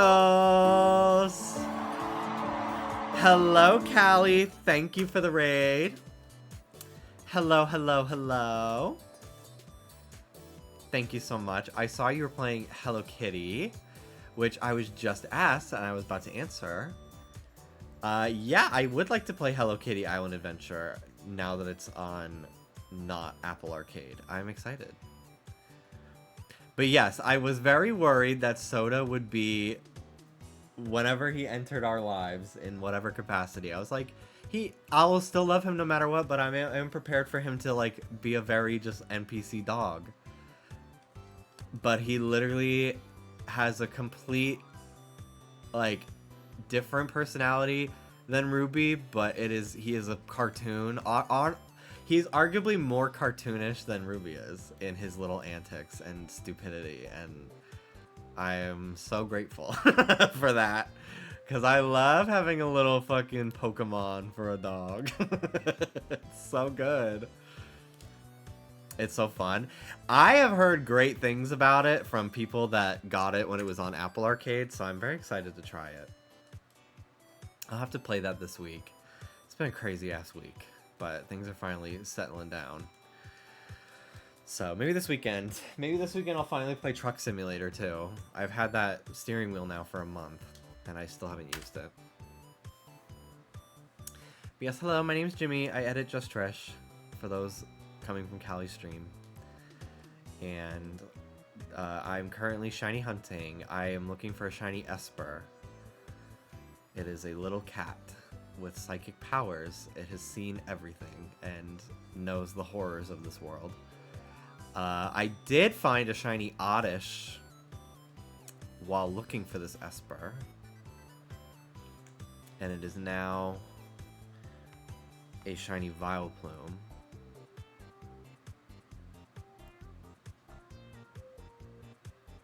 It is green and huge and beautiful. And that's where we're at. Yeah, I do know that South Park, Hello Kitty Island Adventure is like a South Park joke that became real. Never been into South Park. I wasn't allowed to watch it as a kid. I wasn't even allowed to watch The Simpsons. So I didn't grow up watching Family Guy outside of like staying up way too late on a school night and watching it on Adult Swim, even though I know I'm not supposed to. I did get to go see the Simpsons movie with my dad in theaters, but yeah, I was not allowed to watch a lot of these cartoons because my mom knew that I already emulated things that I saw on TV as part of my personality. Like, I used to go, woohoo! Like Mario, like little, like, yeah! In the middle of basketball games when my team scored a basket. So she was like, I can't be having him watch Family Guy and repeating the crazy offensive shit that they say on that show. Like, no. So I wasn't allowed to watch a lot of these like more adult oriented cartoons as a kid. So I have like no nostalgia for South Park. And I don't love how like centrist it has always been in terms of like having no feelings politically is better than feeling passionately about being conservative or like a liberal or whatever. Because I'm like, it's not an even scale. Like, human rights are very different. Like, you know what I mean? So, but I have heard that they have definitely realized that was a really ignorant position to hold. But yeah, I've still never really watched it. But I do think it is kind of fucking hilarious that South Park, a show that used to be like laced with like homophobia, has like garnered this like incredibly young queer fan base that like ships the characters. I kind of hate it. But also like I don't really care because I don't interact with teenagers ever unless it's like put on my algorithm without my fucking consent, and then I have to mute the people or block them or whatever. But I do kind of find it baffling. Queer people stay building up these shows made by straight dudes that could never care less about giving you an actually queer character and relying on headcanons versus like supporting real queer art made by queer people for queer people.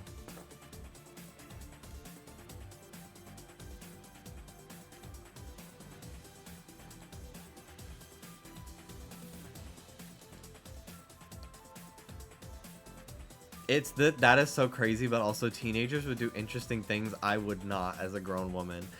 There are grown adults that do some shit that I see sometimes online that I'm like, I literally was on the internet making YouTube videos when I was in high school, and I even knew that that was not something you should be doing. The social justice minded, yaoi loving teenager section of the South Park fandom is so funny to me. Like, do you know the show you're watching? Exactly. But like the craziest part is that same type of South Park fan probably has a laundry list of like why Rebecca Sugar is problematic and should be canceled and blah blah blah blah blah, even though she's an actually queer person making actually queer content that is being held under the most intense scrutiny possible. It's the hypocrisy that pisses me off. That's what bothers me. It's like, you'll let all this shit fly from a show that couldn't give a fuck, that like the people making it probably are making fun of you. But like, it's just whatever. Thank you for the raid. I got very opinionated very quickly. I haven't streamed all week. I've got lots to say.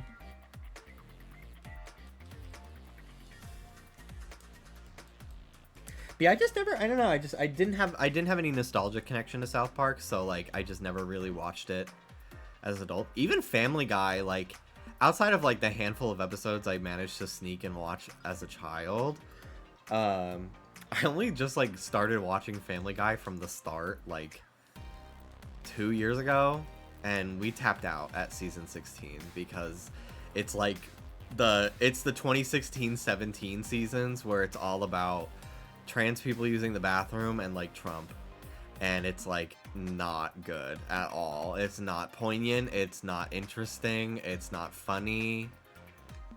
It's at the point where like Family Guy kind of became like a caricature of itself, and it's like being offensive just because that is what they think the punchline is.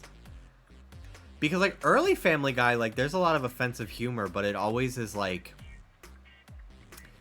said with the guise of like, isn't it fucked up how this is how society works?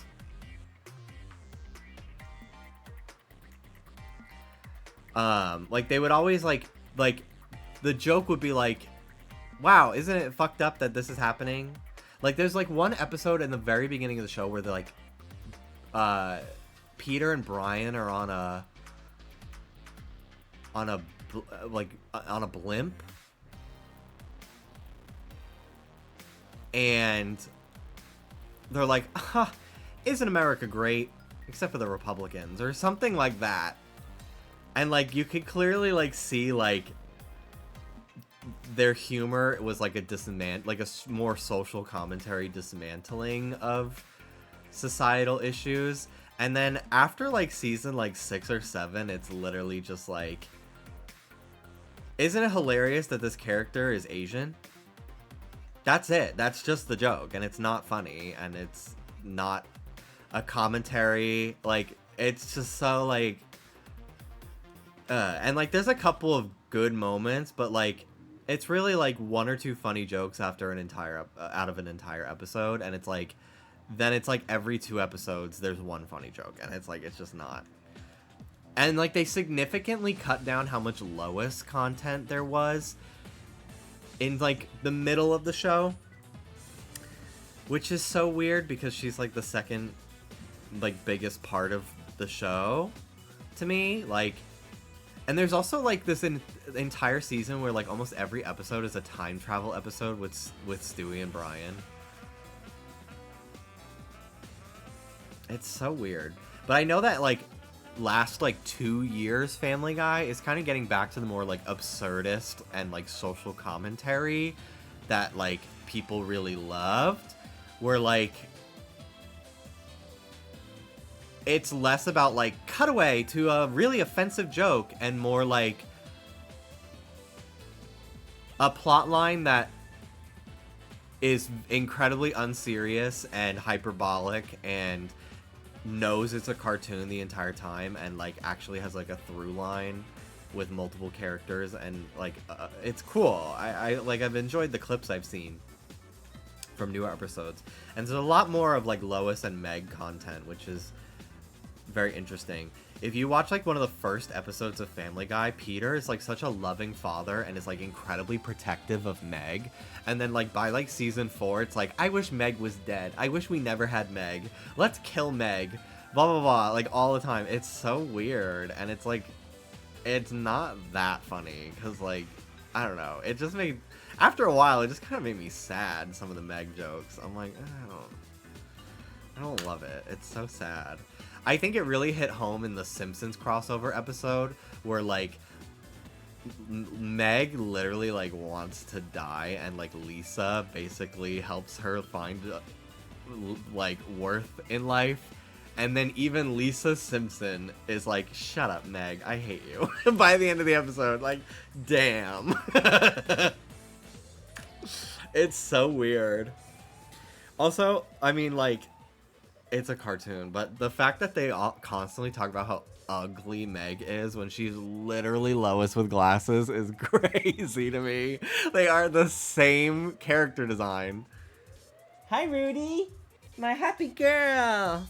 You feeling better, baby? You feeling better? My Snoopy. My Snoop. Hi, Scooby. Oh, my girl. My Shayla. Oh, my God. Hi, Snoop. I missed you so much. Hey, please don't sniff my computer's power button. Thank you.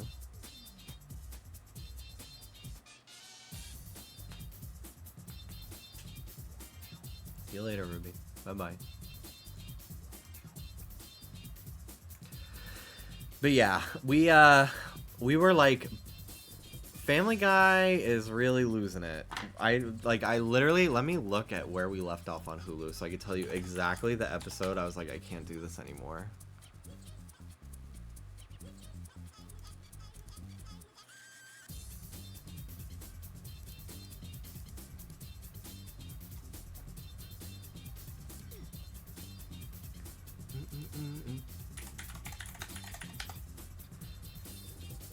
I've been wanting to start American Dad. Yeah, we left off on season 16, episode 8.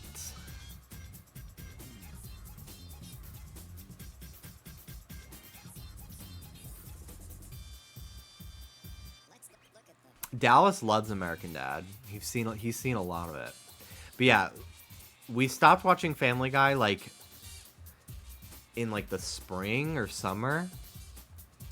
And that was when I was like, I would really like to get back into Bob's Burgers. Because I was a fan of Bob's Burgers, like, a really long time ago. Like, when it was pretty new. And I like, stopped watching when... around, like, the 4th season. Because there was only 4 seasons out at the time. And then I just, like, got distracted and didn't keep up with it. So there's so much Bob's Burgers I haven't seen. And the last, like, 3 episodes of it have been, like, a little bit more on the mid side. I don't love the episodes where, like, the kids, like, make up a plot of a movie that they didn't get to finish or something like that. But they're very rare. But for the most part, like, I would say, like, 99% of the episodes of Bob's Burgers, like, every single episode is hilarious. Yeah,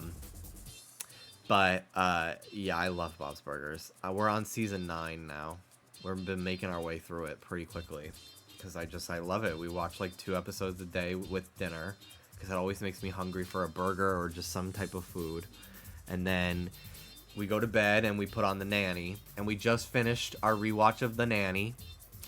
And I've rewatched this show so many times. But for some reason, this most recent rewatch, the finale, like, made me really emotional. And then literally 2 nights later... Season 1, episode 1, we're starting it again. Because it's just that fucking funny. Like, it's just so good. Like, I've seen this show so many fucking times. And, like, it still makes me laugh. Because by the time I'm done with it, I've forgotten a lot of the jokes from the first few episodes. And then, you know, the cycle continues. And I'm like, oh, that's so funny. That quip. I love The Nanny. Definitely, it's I personally feel like watching from the very beginning, like, it's very funny. But, like, end of season 1 and season 2 and 3 are, like, where the show is at its peak. I was pleasantly surprised at how funny I still found seasons 4, 5, and 6. Because I always felt like that was when, like, the show started to, like, decline a little bit. No, it's actually still hilarious. But like 2 and 3 are just like so good because like Fran and Max are still like not really together, so like Fran still has like a bunch of storylines with like random guys that like evoke a lot of comedy and stuff. So yeah, it's just so good. I feel like if you've never seen it, definitely start from like season 2, watch a few episodes, and you're like, oh, I love this show. You can then go back to season 1 and start from there because you know, like I personally think the first episode is hilarious. It's a great pilot, but I've shown it to people and they've not laughed as much as I have. So I'm definitely like, okay, like know how funny the show gets, and then you can go back to the first few episodes where it's like the characters are still finding their footing and personalities and stuff. Does the first episode have the autism joke? Bob's Burgers does, not the nanny. I don't think autism ever comes up in the nanny. I've never noticed it, and I feel like it would be something I noticed. But yeah, the first episode's Bob's Burgers is, Tina, you're autistic. I like vividly remember being like, oh my god, I forgot about this.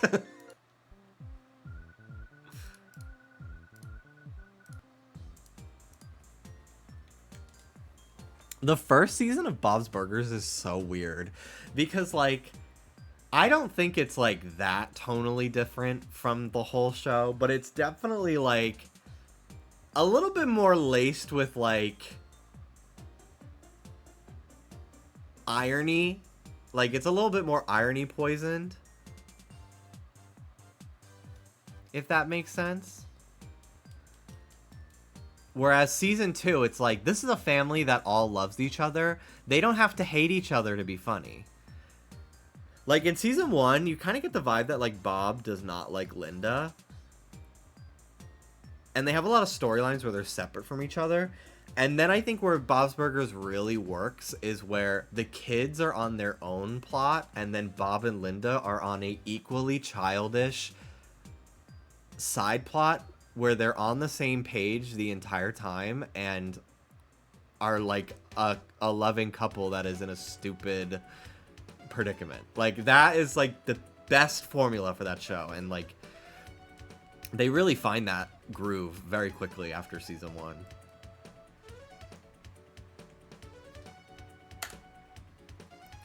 Personally think there is no pilot as good as The Nanny. So many pilots are flops. Oh yeah, it's actually so crazy how funny and like natural all the actors are on The Nanny. Even the kids, even the child actors. Like I feel like for a lot of shows, like the characters kind of have like weird things that they never do again after the pilot. No, the actors are like fully with the timing and all the character beats. The Nanny's pilot is so good. I could rewatch that same episode over and over and over. It's not like, ooh, remember when they tried to make this happen? Like, no, it's just really funny. Like, it just works from the jump.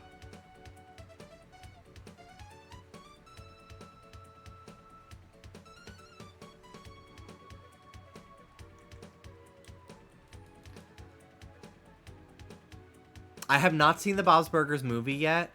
I'm waiting until we get to the point where, like, chronologically, like, when to watch it.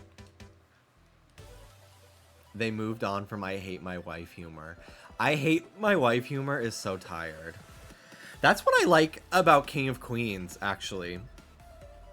I definitely wouldn't say it's as funny as The Nanny, but it definitely, like, there are episodes where, like, Doug and Carrie are like butting heads, and like the dumb husband is like lying to his wife about some stupid antics he got into. But a lot of the time it's like these two people are kind of assholes and they got themselves into a situation and they have to get out of it together by lying and being bad people. Which I actually really, really like. I like when they're more on the same page as a couple. Like there's a plot line on King of Queens where the Doug and Carrie are both like feeling jealous that their friends who have children are bonding with another couple that they met through Doug and Carrie, who also have kids or like are planning to have kids. So in order to like pull focus, Doug and Carrie like start lying that they're planning on having kids, and like they're both into the scheme together, and it's so like it's so stupid, but I love when they're on the same page. But yeah, there are also some episodes where like Doug buys a car and Carrie's like, oh, my dumb husband bought a car, and it's like very typical like sitcom shtick. But it definitely feels like it's more like the two of them are the main character. Like the show is about them as a couple. It's not the show about Kevin James and his wife sometimes has storylines. The Nanny was on HBO Max for a really long time. That was how I originally watched it. And then they moved it, and that was like the first time it was ever on streaming, which was fucking crazy. So I watched it a lot during like COVID and stuff. But they moved it to Peacock, which I steal from Danny. I don't steal. He let me have a login. We all share passwords. But I mooch off of Danny for Peacock. So that's where I watch The Nanny. It's where I watch King of Queens. Peacock does have a free with ads version, but thankfully Danny pays for the ad-free one. As far as I know, I never get ads. I pay for ad-free Hulu and I share it with everybody, so someone's got to be fronting the bucks for ad-free something. If I literally opened Hulu to find Family Guy, and there were like 9 profiles.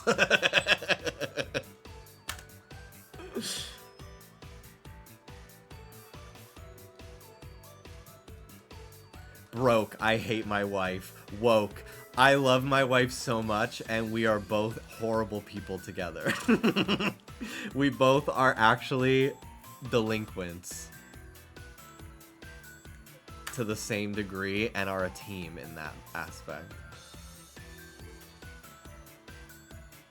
The only character I actively dislike in Bob's Burgers is Linda's sister, Gail.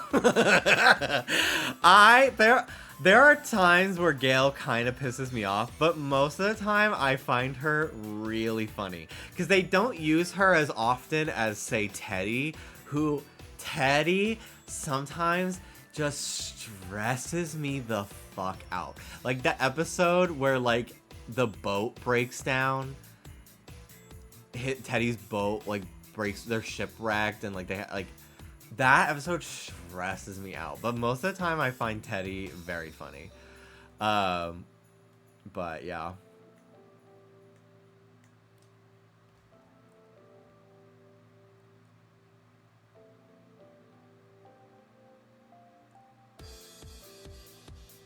The little girl who was like, well, my therapist is Gracie on The Nanny. Yeah. They kind of dropped the like therapy plot line as she gets a little bit older, because I think it would be like there. I noticed that after like season 4 of The Nanny, the kids just have like less screen time in general, probably because like they're all teenagers and definitely don't need a nanny, so they're like trying to have you not remember that fact as often, and the plot focus is more like on Fran and Maxwell's like relationship ups and downs and stuff. But yeah, the kids in The Nanny, especially in like the first 3 seasons, Brighton and Grace have some very funny dialogue.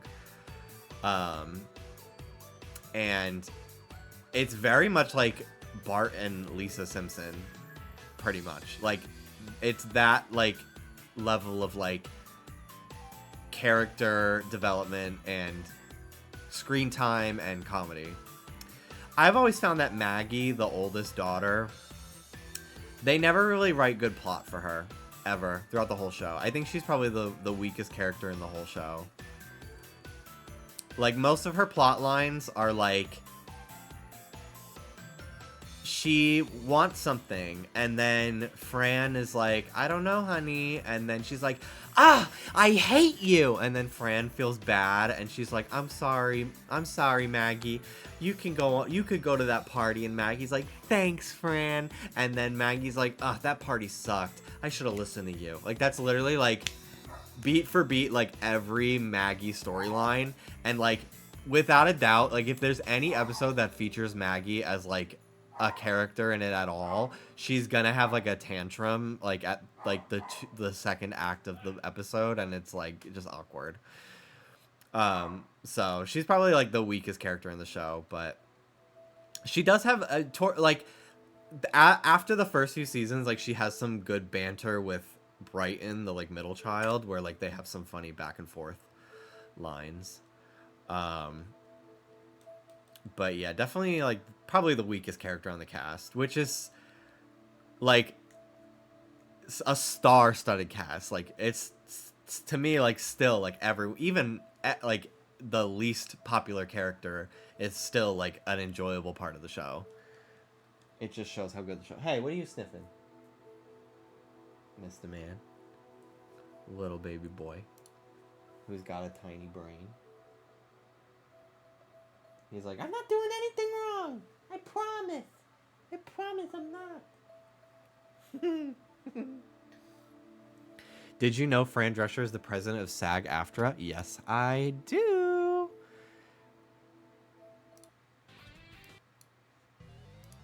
I do know that. It was pretty crazy.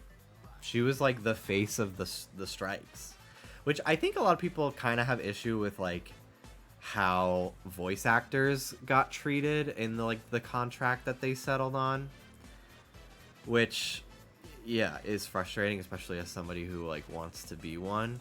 But I think overall, I think she did a lot of good still, and I still am thoroughly a fan for life of hers. I really would love an autographed picture of her for my diva wall. I've got Fiercelicious from last year's DragCon. I'm going to try to get Lexi Love this year at DragCon. And she's probably going to win, so hopefully DragCon is before the finale where her line is like crazy long. Trish is up there. And yeah, I would love Fran Drescher on my diva wall. I'd love Delta Work on my diva wall. I would love Monet Exchange on my diva wall. I would love Bob on my diva wall as well.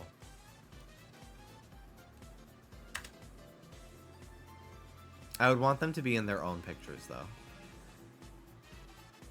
Just because everyone else is like a solo picture. I never really like pesto episodes in Bob's Burgers. Yeah. Jimmy Pesto just pisses me off. And it's not even like... And like, most of the time, sadly, I feel like Bob doesn't end up besting him. Like, Jimmy Pesto, like, kind of in the end still, like, walks away winning most of the time. Somehow. Which I'm like, oh, damn. Fuck that guy. Now, the kids, especially Andy and Ollie, those two fuckers are hilarious. The Pesto kids are funny. Jimmy Jr., he's been an asshole the last 2 seasons to Tina. The show has not been kind to Jimmy Jr. for like 2 seasons. So I kind of hate him right now.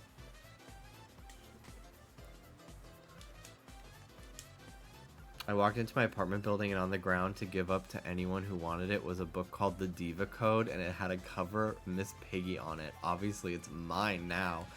I need Miss Piggy for my diva wall.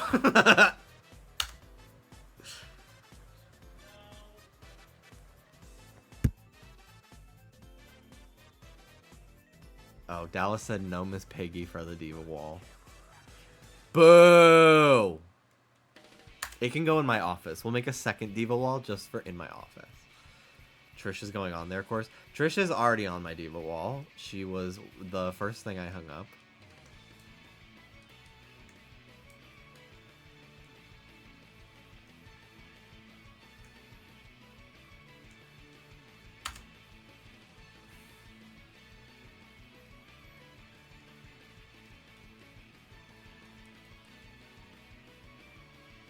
I thought it was gonna be Michelle Visage's The Diva Rules.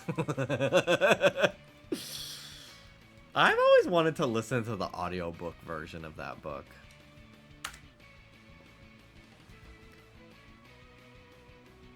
Can you put Bruxious on the Diva wall? Unfortunately, it has to be an autographed photo, and I just don't know if I'll ever run into her on the street. And she doesn't do meet and greets, so...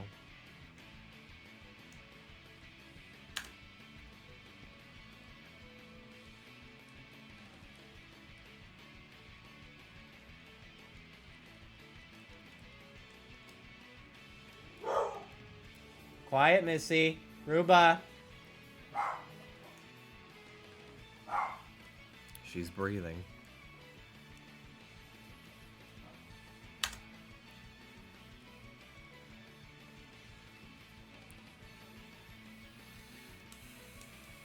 I want Taco Bell tonight. I edited a Taco Bell mukbang that Trish and Tana did. And it made me so hungry for it. But my stomach was not feeling great earlier today, just from like all the stress from yesterday. So I was like, maybe I don't want Taco Bell for dinner. But I'm feeling better now. So maybe as a after stream drive-through little snack moment, we get some Taco Bell. Because they have these new cheesy dippers or something. I don't know if they still have them. I'm so sad they got rid of the chicken nuggets so fast. I wanted those to be a permanent menu item. They were so fucking good. And the Bell sauce was heavenly. That was the best part. I would get the nuggets and they would forget to give me the Bell sauce. And I was like, I mean, they're still good, but the Bell sauce is what makes it. But I currently have some In-N-Out spread. I asked for a couple packets, and I also have some Bangin' Buns sauce packets because I got Bangin' Buns last night, and it was so good. It was buy one get one free, so I got 2 meals for the price of 1 last night, and I ended up eating both. And it was so good. But yeah, Bangin' Buns now, instead of giving like little plastic tubs, they have like actual like sauce packets, so I can put them in the fridge for longer. And so I have a couple Bangin' Buns sauce packets for dipping chicken nuggets from Wendy's or something in. I have not seen the Bell sauce anytime I've tried to order Taco Bell, which has been a lot in the last like month. Like probably like 4 times. Like in the app and I pick it up. I've never seen Bell sauce anymore. I could always ask at the window. Maybe they have some still nearby, but yeah. Well, I want Beggin' Bits. I love Beggin', I love you. I love Beggin', I love you. Can Milo have Beggin'? I know he's a cat, but...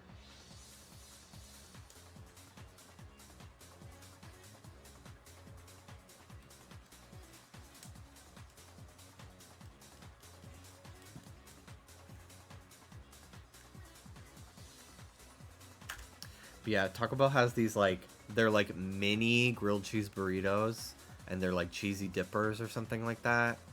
And you dip them in the nacho cheese sauce. I kind of want to try them. They look really good. I'm sad. We were supposed to, you know, before all the shit with Ruby happened, the plan was to play tennis on Tuesday with Hannah and David and then go out for margaritas afterwards to be like, yay, David lives here now and like we're hanging out. Go to Chili's, but our plans got ruined. But I'm still itching for that social interaction. But maybe we'll wait. I don't know when Mel wants to come visit. / when Dallas or Hannah is willing to go get them and bring them here. But maybe we'll just wait and go as a group of 5.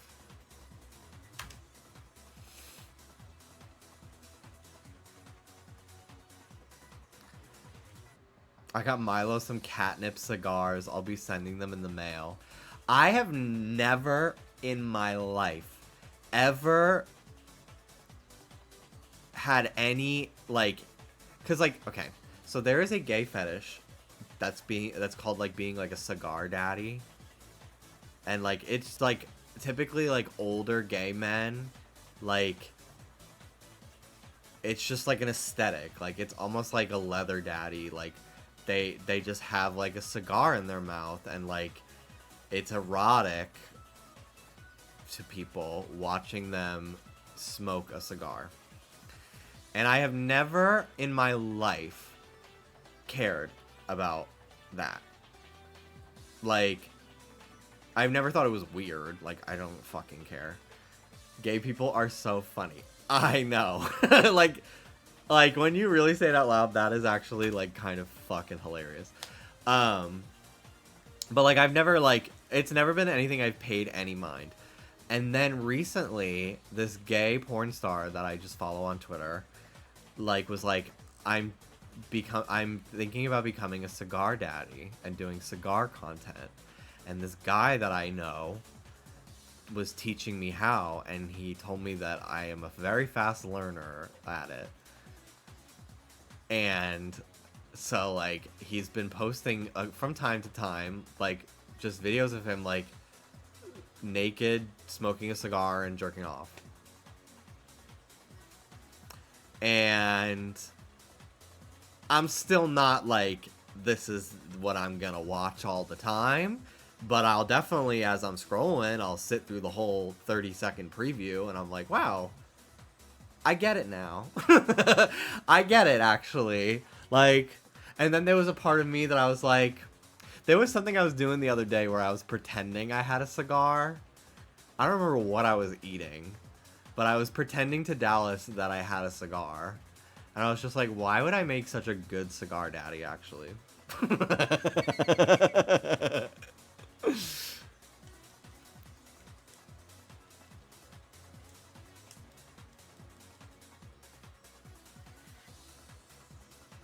I'm picturing him reading the newspaper, too. I bet that is part of it.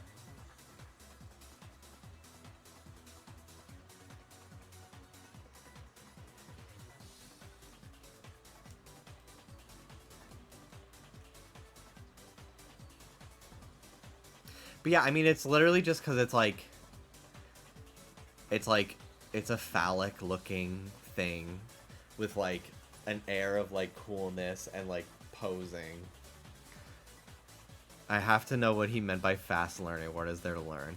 I guess it would be like how to smoke it without like probably coughing like crazy. Like how to smoke it, how to pose in like a casual but like controlling of the situation way, like how to look at the camera with your eyes that's like still giving like fuck me eyes but also like dominant. Like I don't know, it was very interesting. Like the more I thought about it, I was like, this is so like, it's such a specific fetish, but it's one of the first like very specific kinks that I've actually been able to like wrap my head around, like how someone would find that hot. Because like I literally was made aware of I was on Twitter today and they were just like talking about Family Guy, and someone was like, have you seen the Family Guy DeviantArt kink that's just Meg Griffin without a nose? And I was like, God fucking damn it. Like there really is just the most specific, strange what the hell, sure, like like I will never understand that at all, but work. One of the first. You are so delusional. We don't have to unpack that.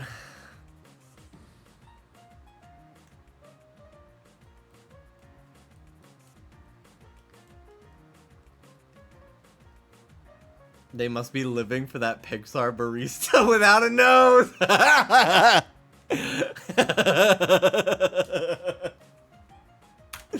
That's so funny. I did see that. I did see that character design. I didn't hate it, but I know a lot of people are like, what the fuck? I feel like a lot of the criticism of it is very like conservative, like, ugh, it's woke. Which I'm just like, I'm not even gonna entertain that at all as like valid criticism. Oh my god, have you guys seen the video of that person on stage with a microphone? They have like a baseball cap on and like a blue unbuttoned t-shirt with a white shirt underneath. They go, they, them, energy. And then the crowd goes, they, them, energy. They, them, energy. They, them, energy. They, them, energy. I want to queen out. I want to royal it out. I want to noble out. I want to gender neutral have a key with this person. Because I'm obsessed with this fucking video. Let me try to find it. Monarch out. Exactly. I want to monarch out with this person.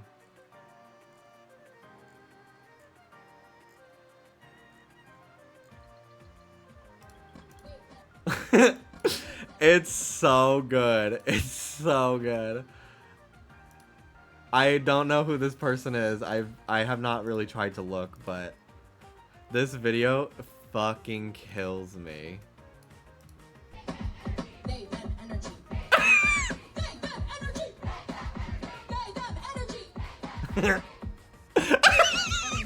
That, the little kills me. It's so camp. And like the lack of energy for like half the video is also so funny.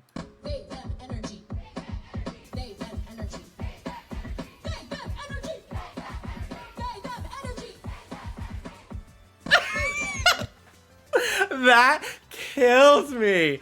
I don't know anything about this person. I'm a fan. This is hilarious. This is camp. This is the queer art we need to protect, actually. Also, I would dress like this. Energy. They, them, energy. They, them, energy.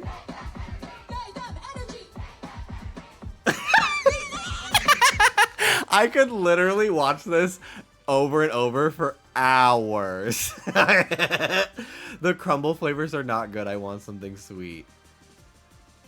See if there's a donut place.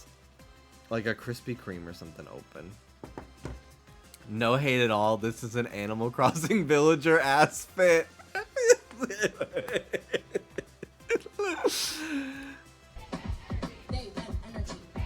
It is hypnotic. It is hypnotic.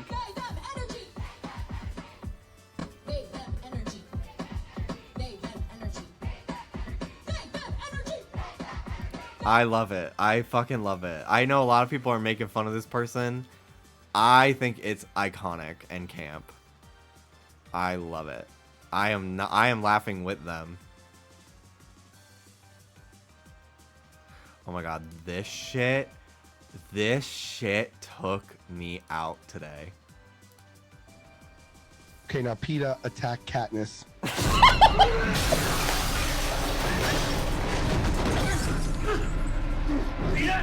He started crying. Okay, now PETA attack Katniss.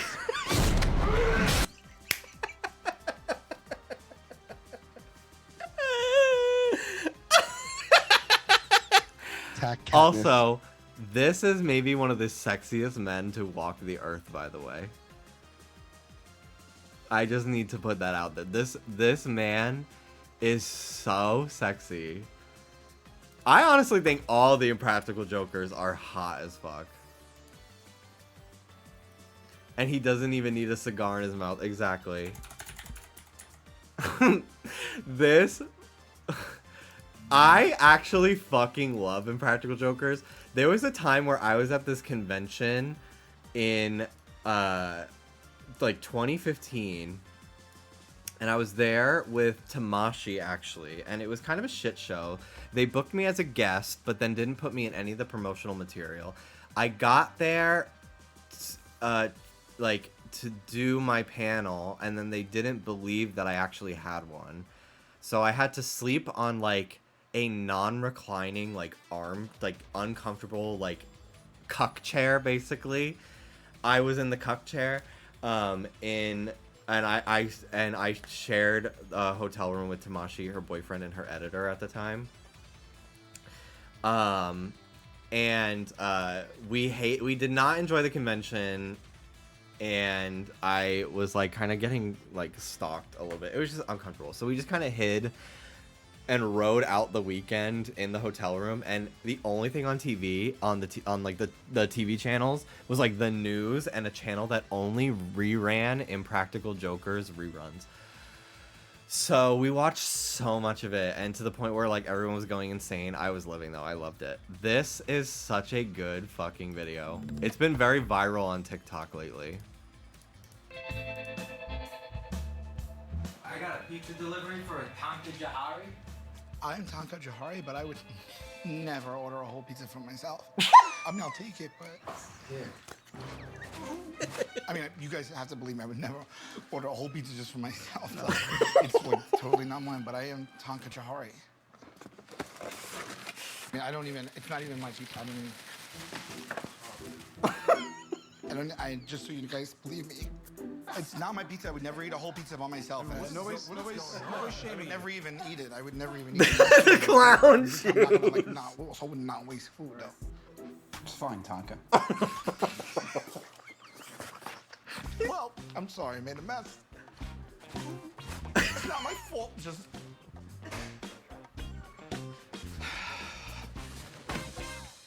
You could get more comfortable. I also think that this guy is attractive. How do people not laugh? I know. I would never even eat... Just this one quote. I'm Tonka Jahari, and I would never order a whole pizza for myself. I'm Tonka Jahari, but I would never order a whole pizza for myself. Never. There's this other clip of him on like some talk show where he makes a joke and like the whole room like doesn't get it. I don't remember. I can't remember what show he was on talking about it. It was like maybe a podcast, but like I feel like the joke was like a bunch of celebrities were I think Kelly Ripa was involved. Like a bunch of celebrities that were like guests that episode on the talk show kept giving money to like some person in the audience. And then he walked out and like he tried to make a joke like, just so you know, I'm not gonna give you money. Like, I'm not taking part of that. And everybody was like, no, it's okay. We weren't expecting you to. No, it's fine. You don't have to. But like clearly it was just like a bit that he was doing that like he was like, I'm not gonna be the third person to give you money, and like it didn't land, and everybody thought he was like being really cheap and like thought that he was put on the spot of having to give so it was like it's so awkward, but the way he tells the story is so fucking funny. Because I'm like, I'd kill myself if that was me.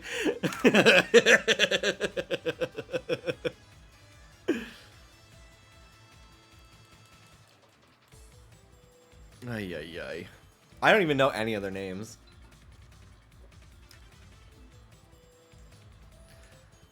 There's the hot one, the gray-haired one, the beard one, and the bald one.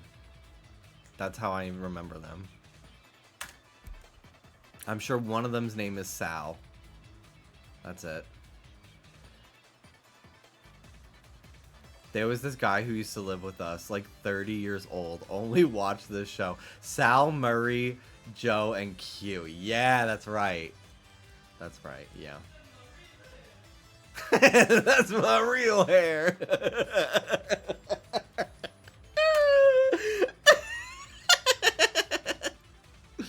Well, one of them is Tonga Jahari.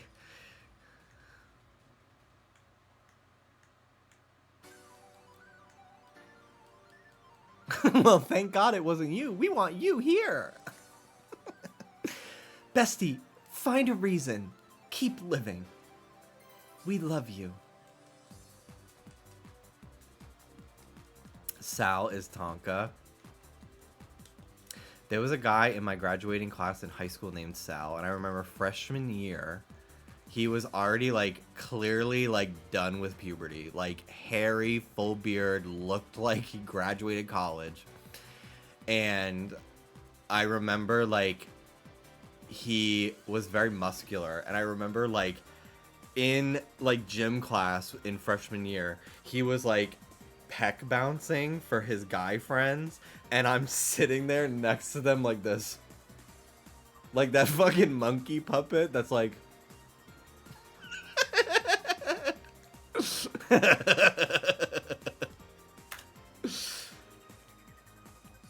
Yes, I was literally that. I described to Dallas that meme of the girl looking at the guy's pecs. And I was like, you should recreate this with me.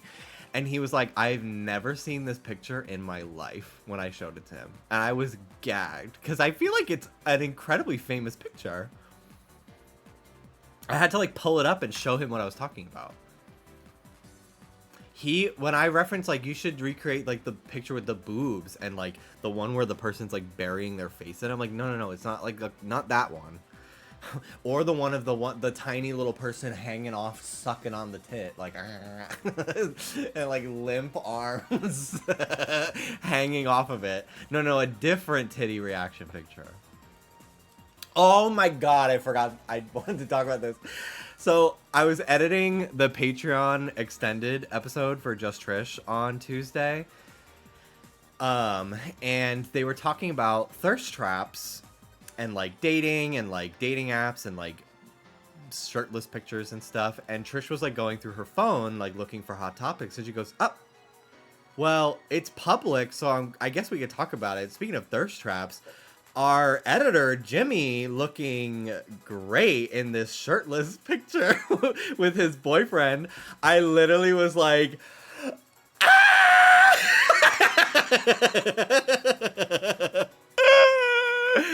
I was so like, oh my god, my digital footprint. But they said that our bodies were tea and like they were very sweet. Like, of course they would be. They're nice people. But I was like, oh no. My boss.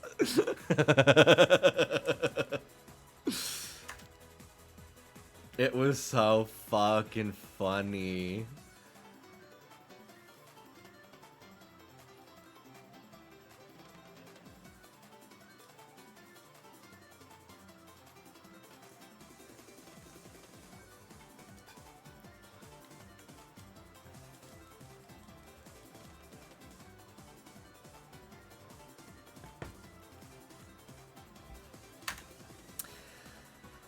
What else has happened since my last stream? LG7, we finally have the name. Mayhem. The memes have been great.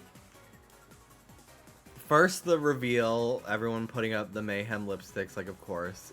Easiest joke you could make.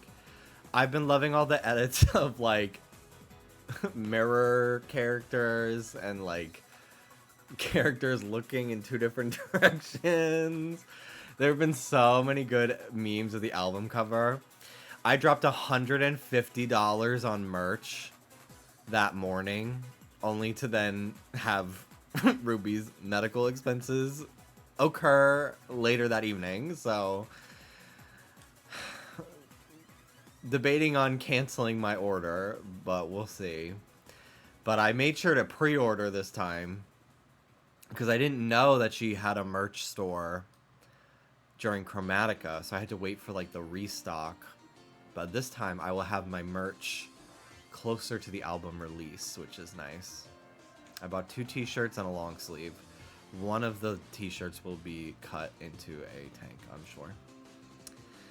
I need to hang back up my Mario, Judy, Nermal, and Lois.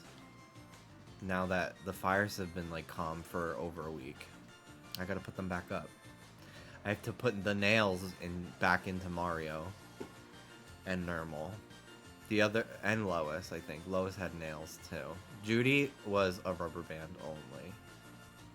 But the other three, I dug nails into them. Because that's lore accurate. But yeah, I keep forgetting to put them back up because they're not in my immediate line of sight. There's a lot of my stuff is still packed. Like toys and electronics that I wanted to bring if we had to evacuate. So, like my stream deck with all my buttons is still packed.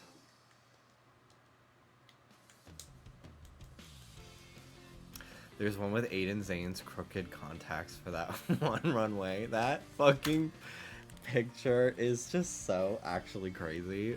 Dallas showed it to me earlier today. And I was like, God, I forgot about that.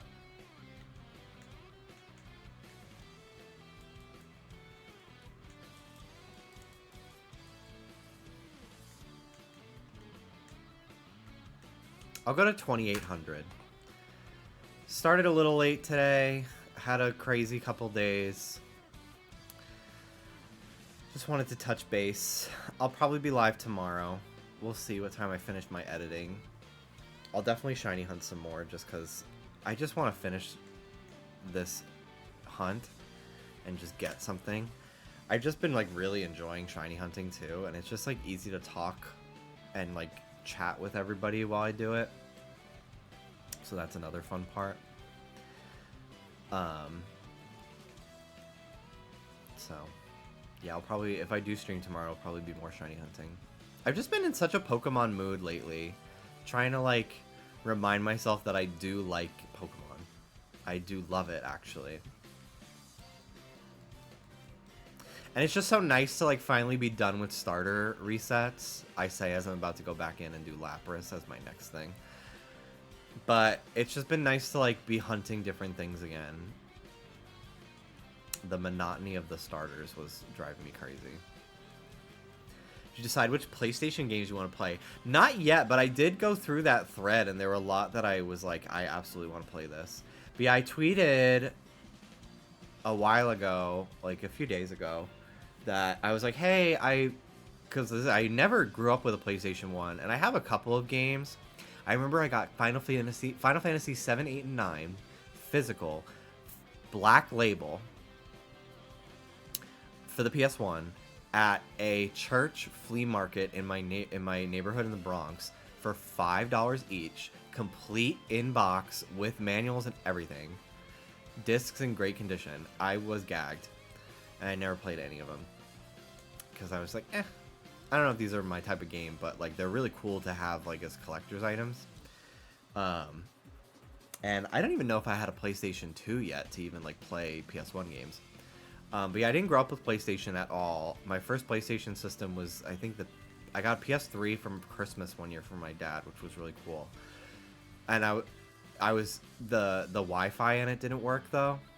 Like it was like it just was faulty. Like it was a faulty product, and I was like, I felt bad like telling him that this gift that was like pretty expensive didn't work.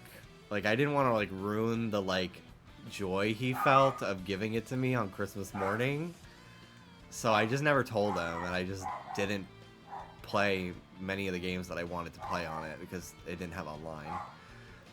So I didn't really play my PS3 too much. My PS4 though, I've used so much. But yeah, when I like in freshman year of high school, I got a PS2. Soda, little man. No. Good job. My PS3 was like years later. Like it was like probably in like the 200s when my dad got it. He did not get me the OG. I got it like when the PS4 was like about to come out. I got it pretty late. So thankfully it wasn't like a bank breaker purchase. But you know, it was like the big gift that Christmas, and I didn't think I was gonna get it. And he made it happen, which was cool. And Yeah, but then I got a PlayStation 2. I want to say at a yard sale. I got a lot of stuff at a yard sale. I got a Sega Genesis with like 3 games, 2 controllers, and all the hookups for $12 at a yard sale. Sonic 1 and 2 and like some other fucking weird game. I got an NES with no hookups or games for $2, and then I bought all the peripherals secondhand at a game store called Play and Trade. That does not exist anymore in Yonkers. I loved Play and Trade, and I think that's where I got my PS2, maybe.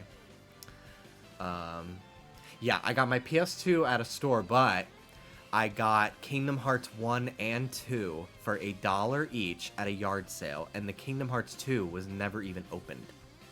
And it might still be sealed if it's here. It might be... Let me see. Hold on.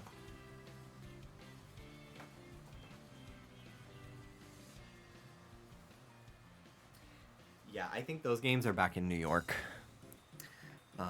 In one of my like big bins of games that I still have back home. But yeah, so I got those at a yard sale. I was like, well, now I need to get a PS2, and I got them for really cheap. I got the PS2 for really cheap, probably like $20 used, which was so cool. And but even then, like I didn't really have a lot of games for it, and I still don't, because I just didn't grow up with PlayStation. I had GameCube, and then the only non-Nintendo system I got was an Xbox 360 when Circuit City was going out of business. And even then, I really only got like the Sonic games on it. I didn't really explore its library too much. So, all that being said, I asked for PlayStation 1 recommendations because I love that era of games, graphics, and stylization. I think it's so cool. And I've played a lot of PS1 games like for videos and stuff. Some I didn't make, and then some that I did, like Mary-Kate and Ashley. And like Pepsi Man, I played. And I just want to play more. And I think it'd be fun to do a stream where I'm like hopping from one game to the next and trying it out. And if I like it, I'll stream it again sometime, and if I don't, I'll just move on to the next thing, and I'll just try a bunch of like the classics, you know, play it for like 30 minutes, dabble. So I gotta download a bunch of them. If I can get them on PlayStation 5, because we have PlayStation Plus, and I know they do give them away sometimes, or if they have like remasters, I'll probably get those, but I'll probably have to find them on the internet, which I don't really care. I do love like the art style of like old school Final Fantasy, but I just don't really ever feel compelled to play them myself. I think the only one I could really see myself playing is probably Final Fantasy 7, maybe Final Fantasy 10, like if I were to stream them. But I feel like it's a very like niche like group of people in my audience that would want to watch me play those kinds of games, and I'd rather just play something that I think more people are gonna like, and something I know that it's more my speed genre wise. But I love watching people play Final Fantasy. I failed by my own metrics. I did fine. I had like a 86 to 90 average, but I was used to getting like 95 to 100 in English. But there was one semester in my sophomore year of English class in high school where my friend Taj played Final Fantasy 7 the entire fucking like 3 months of the like quarter of the year on his laptop, and I just did not pay attention at all during class, and I just sit there watching him play it. And then he moved on to Pokemon Crystal. And I was like, well, I've seen this a million times, and I need to actually pass this class, so let me keep paying attention. But yeah, I zoned out for like the entirety of Beowulf. I don't remember really any of Macbeth, because those were when I was watching Taj play Final Fantasy. And with no dialogue, no audio, no like game music, couldn't read the dialogue. Like I was just watching shit happen on the screen, and I was just like, this is mesmerizing. And then Mel streamed it a bunch years ago at this point, which is crazy. It's been so long already. And I watched most of their streams for it, which I loved watching. I don't know if I'd want to play the remake. Visually, I'm sure it's really great. I'm sure they fixed a lot of stuff, but I just love the graphical charm of the original so much.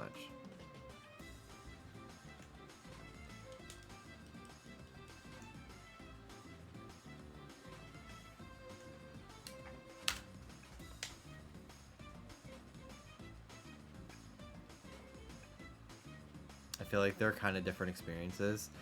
Remake and Rebirth are very different. Oh, I didn't even know there were two different things. I'm thinking about like the one that's like all fancy graphics.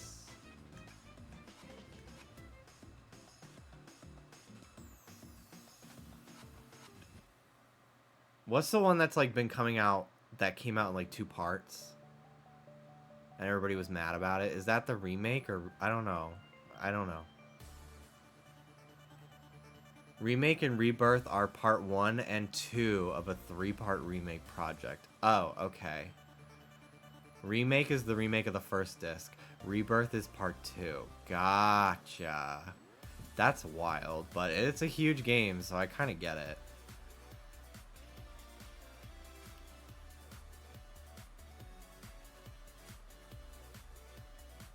That's so crazy that games used to be multiple discs. Oh my god. That was like still happening, I think, even into like Xbox era. Like, it's a very recent thing, I feel like, that games were no longer multiple discs.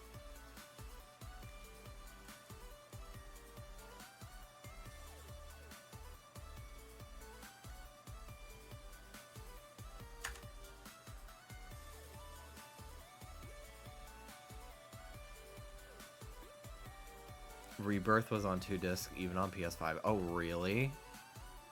It's nuts. They are 200 now. They are 200 megabyte downloads. I know. They're done like that. You could put that shit on like an SD card, like a 1 gigabyte SD card, which used to be like so expensive.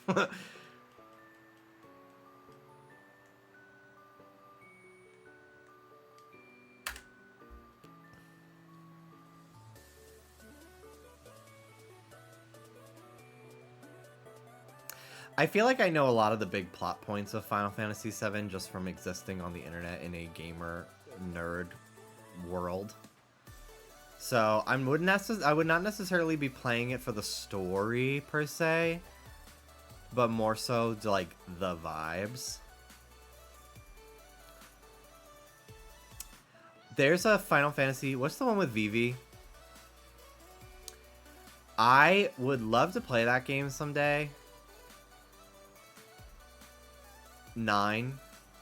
I would love to play 9. I played like a little bit of it because it was on the Switch like a few years ago. I played a little bit of it, like maybe like an hour or 2.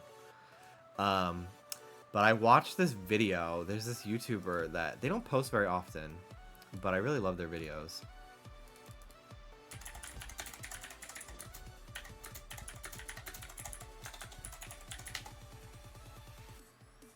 Their name is Chase Kip, and they make really great videos. And their Final Fantasy IX one was one of the first videos of theirs that I watched, and it's really, really great. I hope it's still up. Yeah, it is. It's their first video.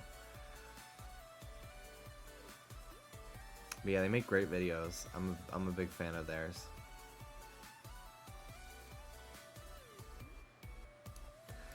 But yeah, so I kind of know like a good amount of that game's story as well from watching that video.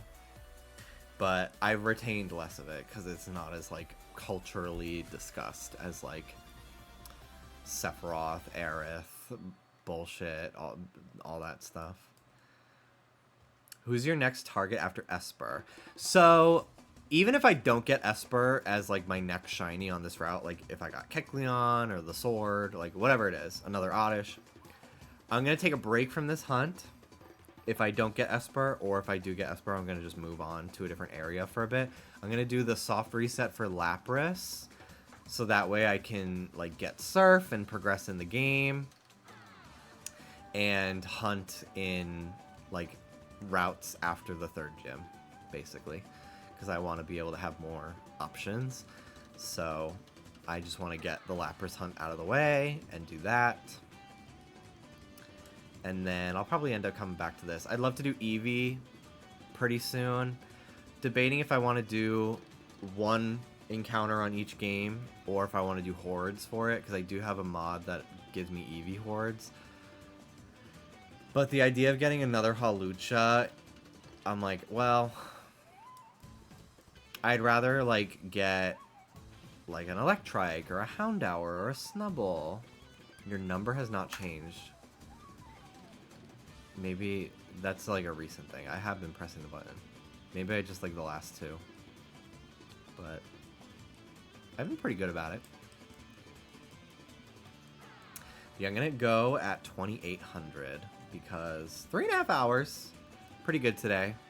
And Dallas is hungry, I guess. He wants a sweet treat, and I'd like something too. I don't know what, though. Maybe Taco Bell. We'll see. Hello, Week from Hell sister. Hi, Diva. What's going on with you? You can not... You don't have to share if you don't want to.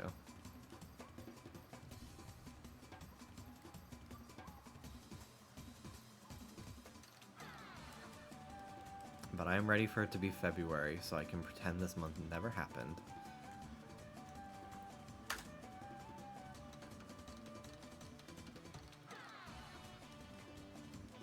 Michael's whole life is just like that. I think you're doing a great job shiny hunting, Jimmy. I don't need that, but thank you. We don't need to do all that, but thank you. Evil roommate sister and university not getting back to me on things I need to know in less than a week to decide if I'm studying there or somewhere else. How's Rupert doing? She's doing much better today. She came home from the hospital today after 2 days there, and her poops have been good again. Her energy is good. Like, she's pretty good. So I'm hoping it stays like this and only gets better. But I'm very relieved, because I was literally on the verge of vomiting from stress for the last 2 straight days. Since you like the classic look of Final Fantasy, 9 would be great because it's the last classic style one. I do also really think I would like the look of Final Fantasy X, because it's so, like, Y2K, like, very similar to, like, Kingdom Hearts 1 character designs, which, like, Kingdom Hearts 1 Sora will always be my favorite Sora design. Like, it's just so 2000s. So 2000s.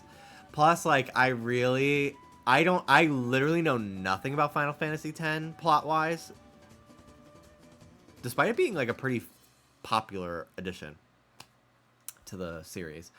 I know nothing about it. The only thing I know is that awkward laugh. Ha ha ha ha ha! Which, like, how could you not?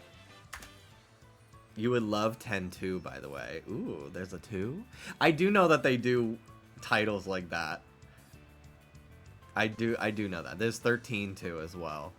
Which, I played a little bit of Final Fantasy 13. I didn't really understand the battle system because I had never really played a JRPG like that before. And I remember the font was really fucking small, and my bedroom TV was also really small, so I couldn't really read anything. But I've always wanted to give 13 another shot because I really like Lightning. Just as, like, a character design, the battle theme for Final Fantasy 13 is so fucking good. I'm putting that on for the last few seconds of the stream.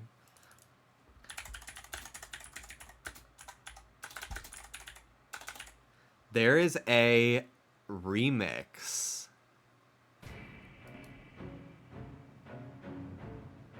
for this game's battle theme that I have loved for the last 14 years, and I'm gonna find it after this.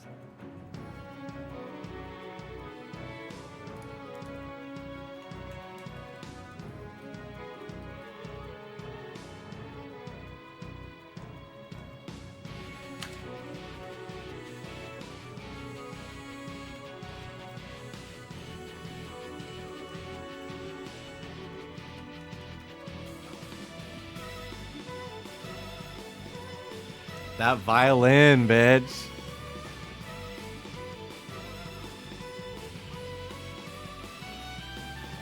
It's so good. This is a remix of it that I fucking love. This is from 12 years ago.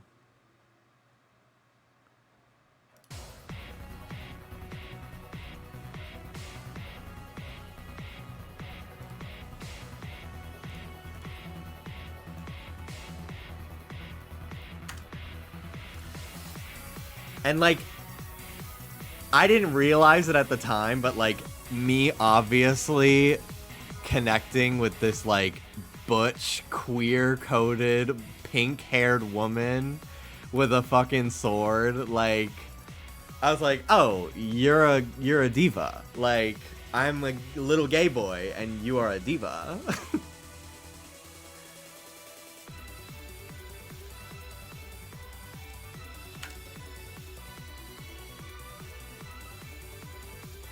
I'll link this remix.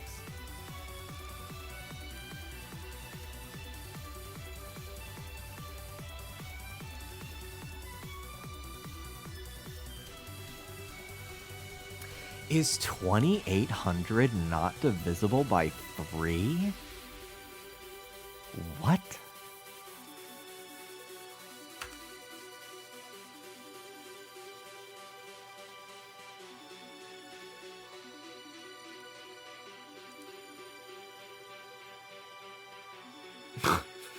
Shut up, Dallas.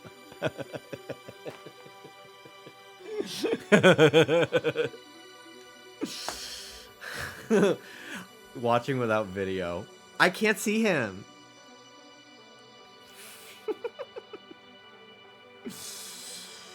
I just assumed because for some reason I thought 28 was divisible by 3, but it is not. It is 27. I'm an idiot. Okay. Well, thank you for watching. I am so glad I got to chat with you all. I'll be back tomorrow with probably shiny hunting still.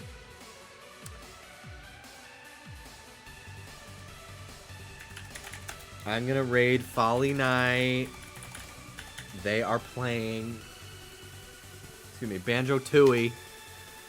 And I just love their streams so much. They're a VTuber and probably has my favorite VTuber model ever. Them and Dusky. I love Folly Knight. So go hang out. Thanks for watching. I'll see you tomorrow. Take care.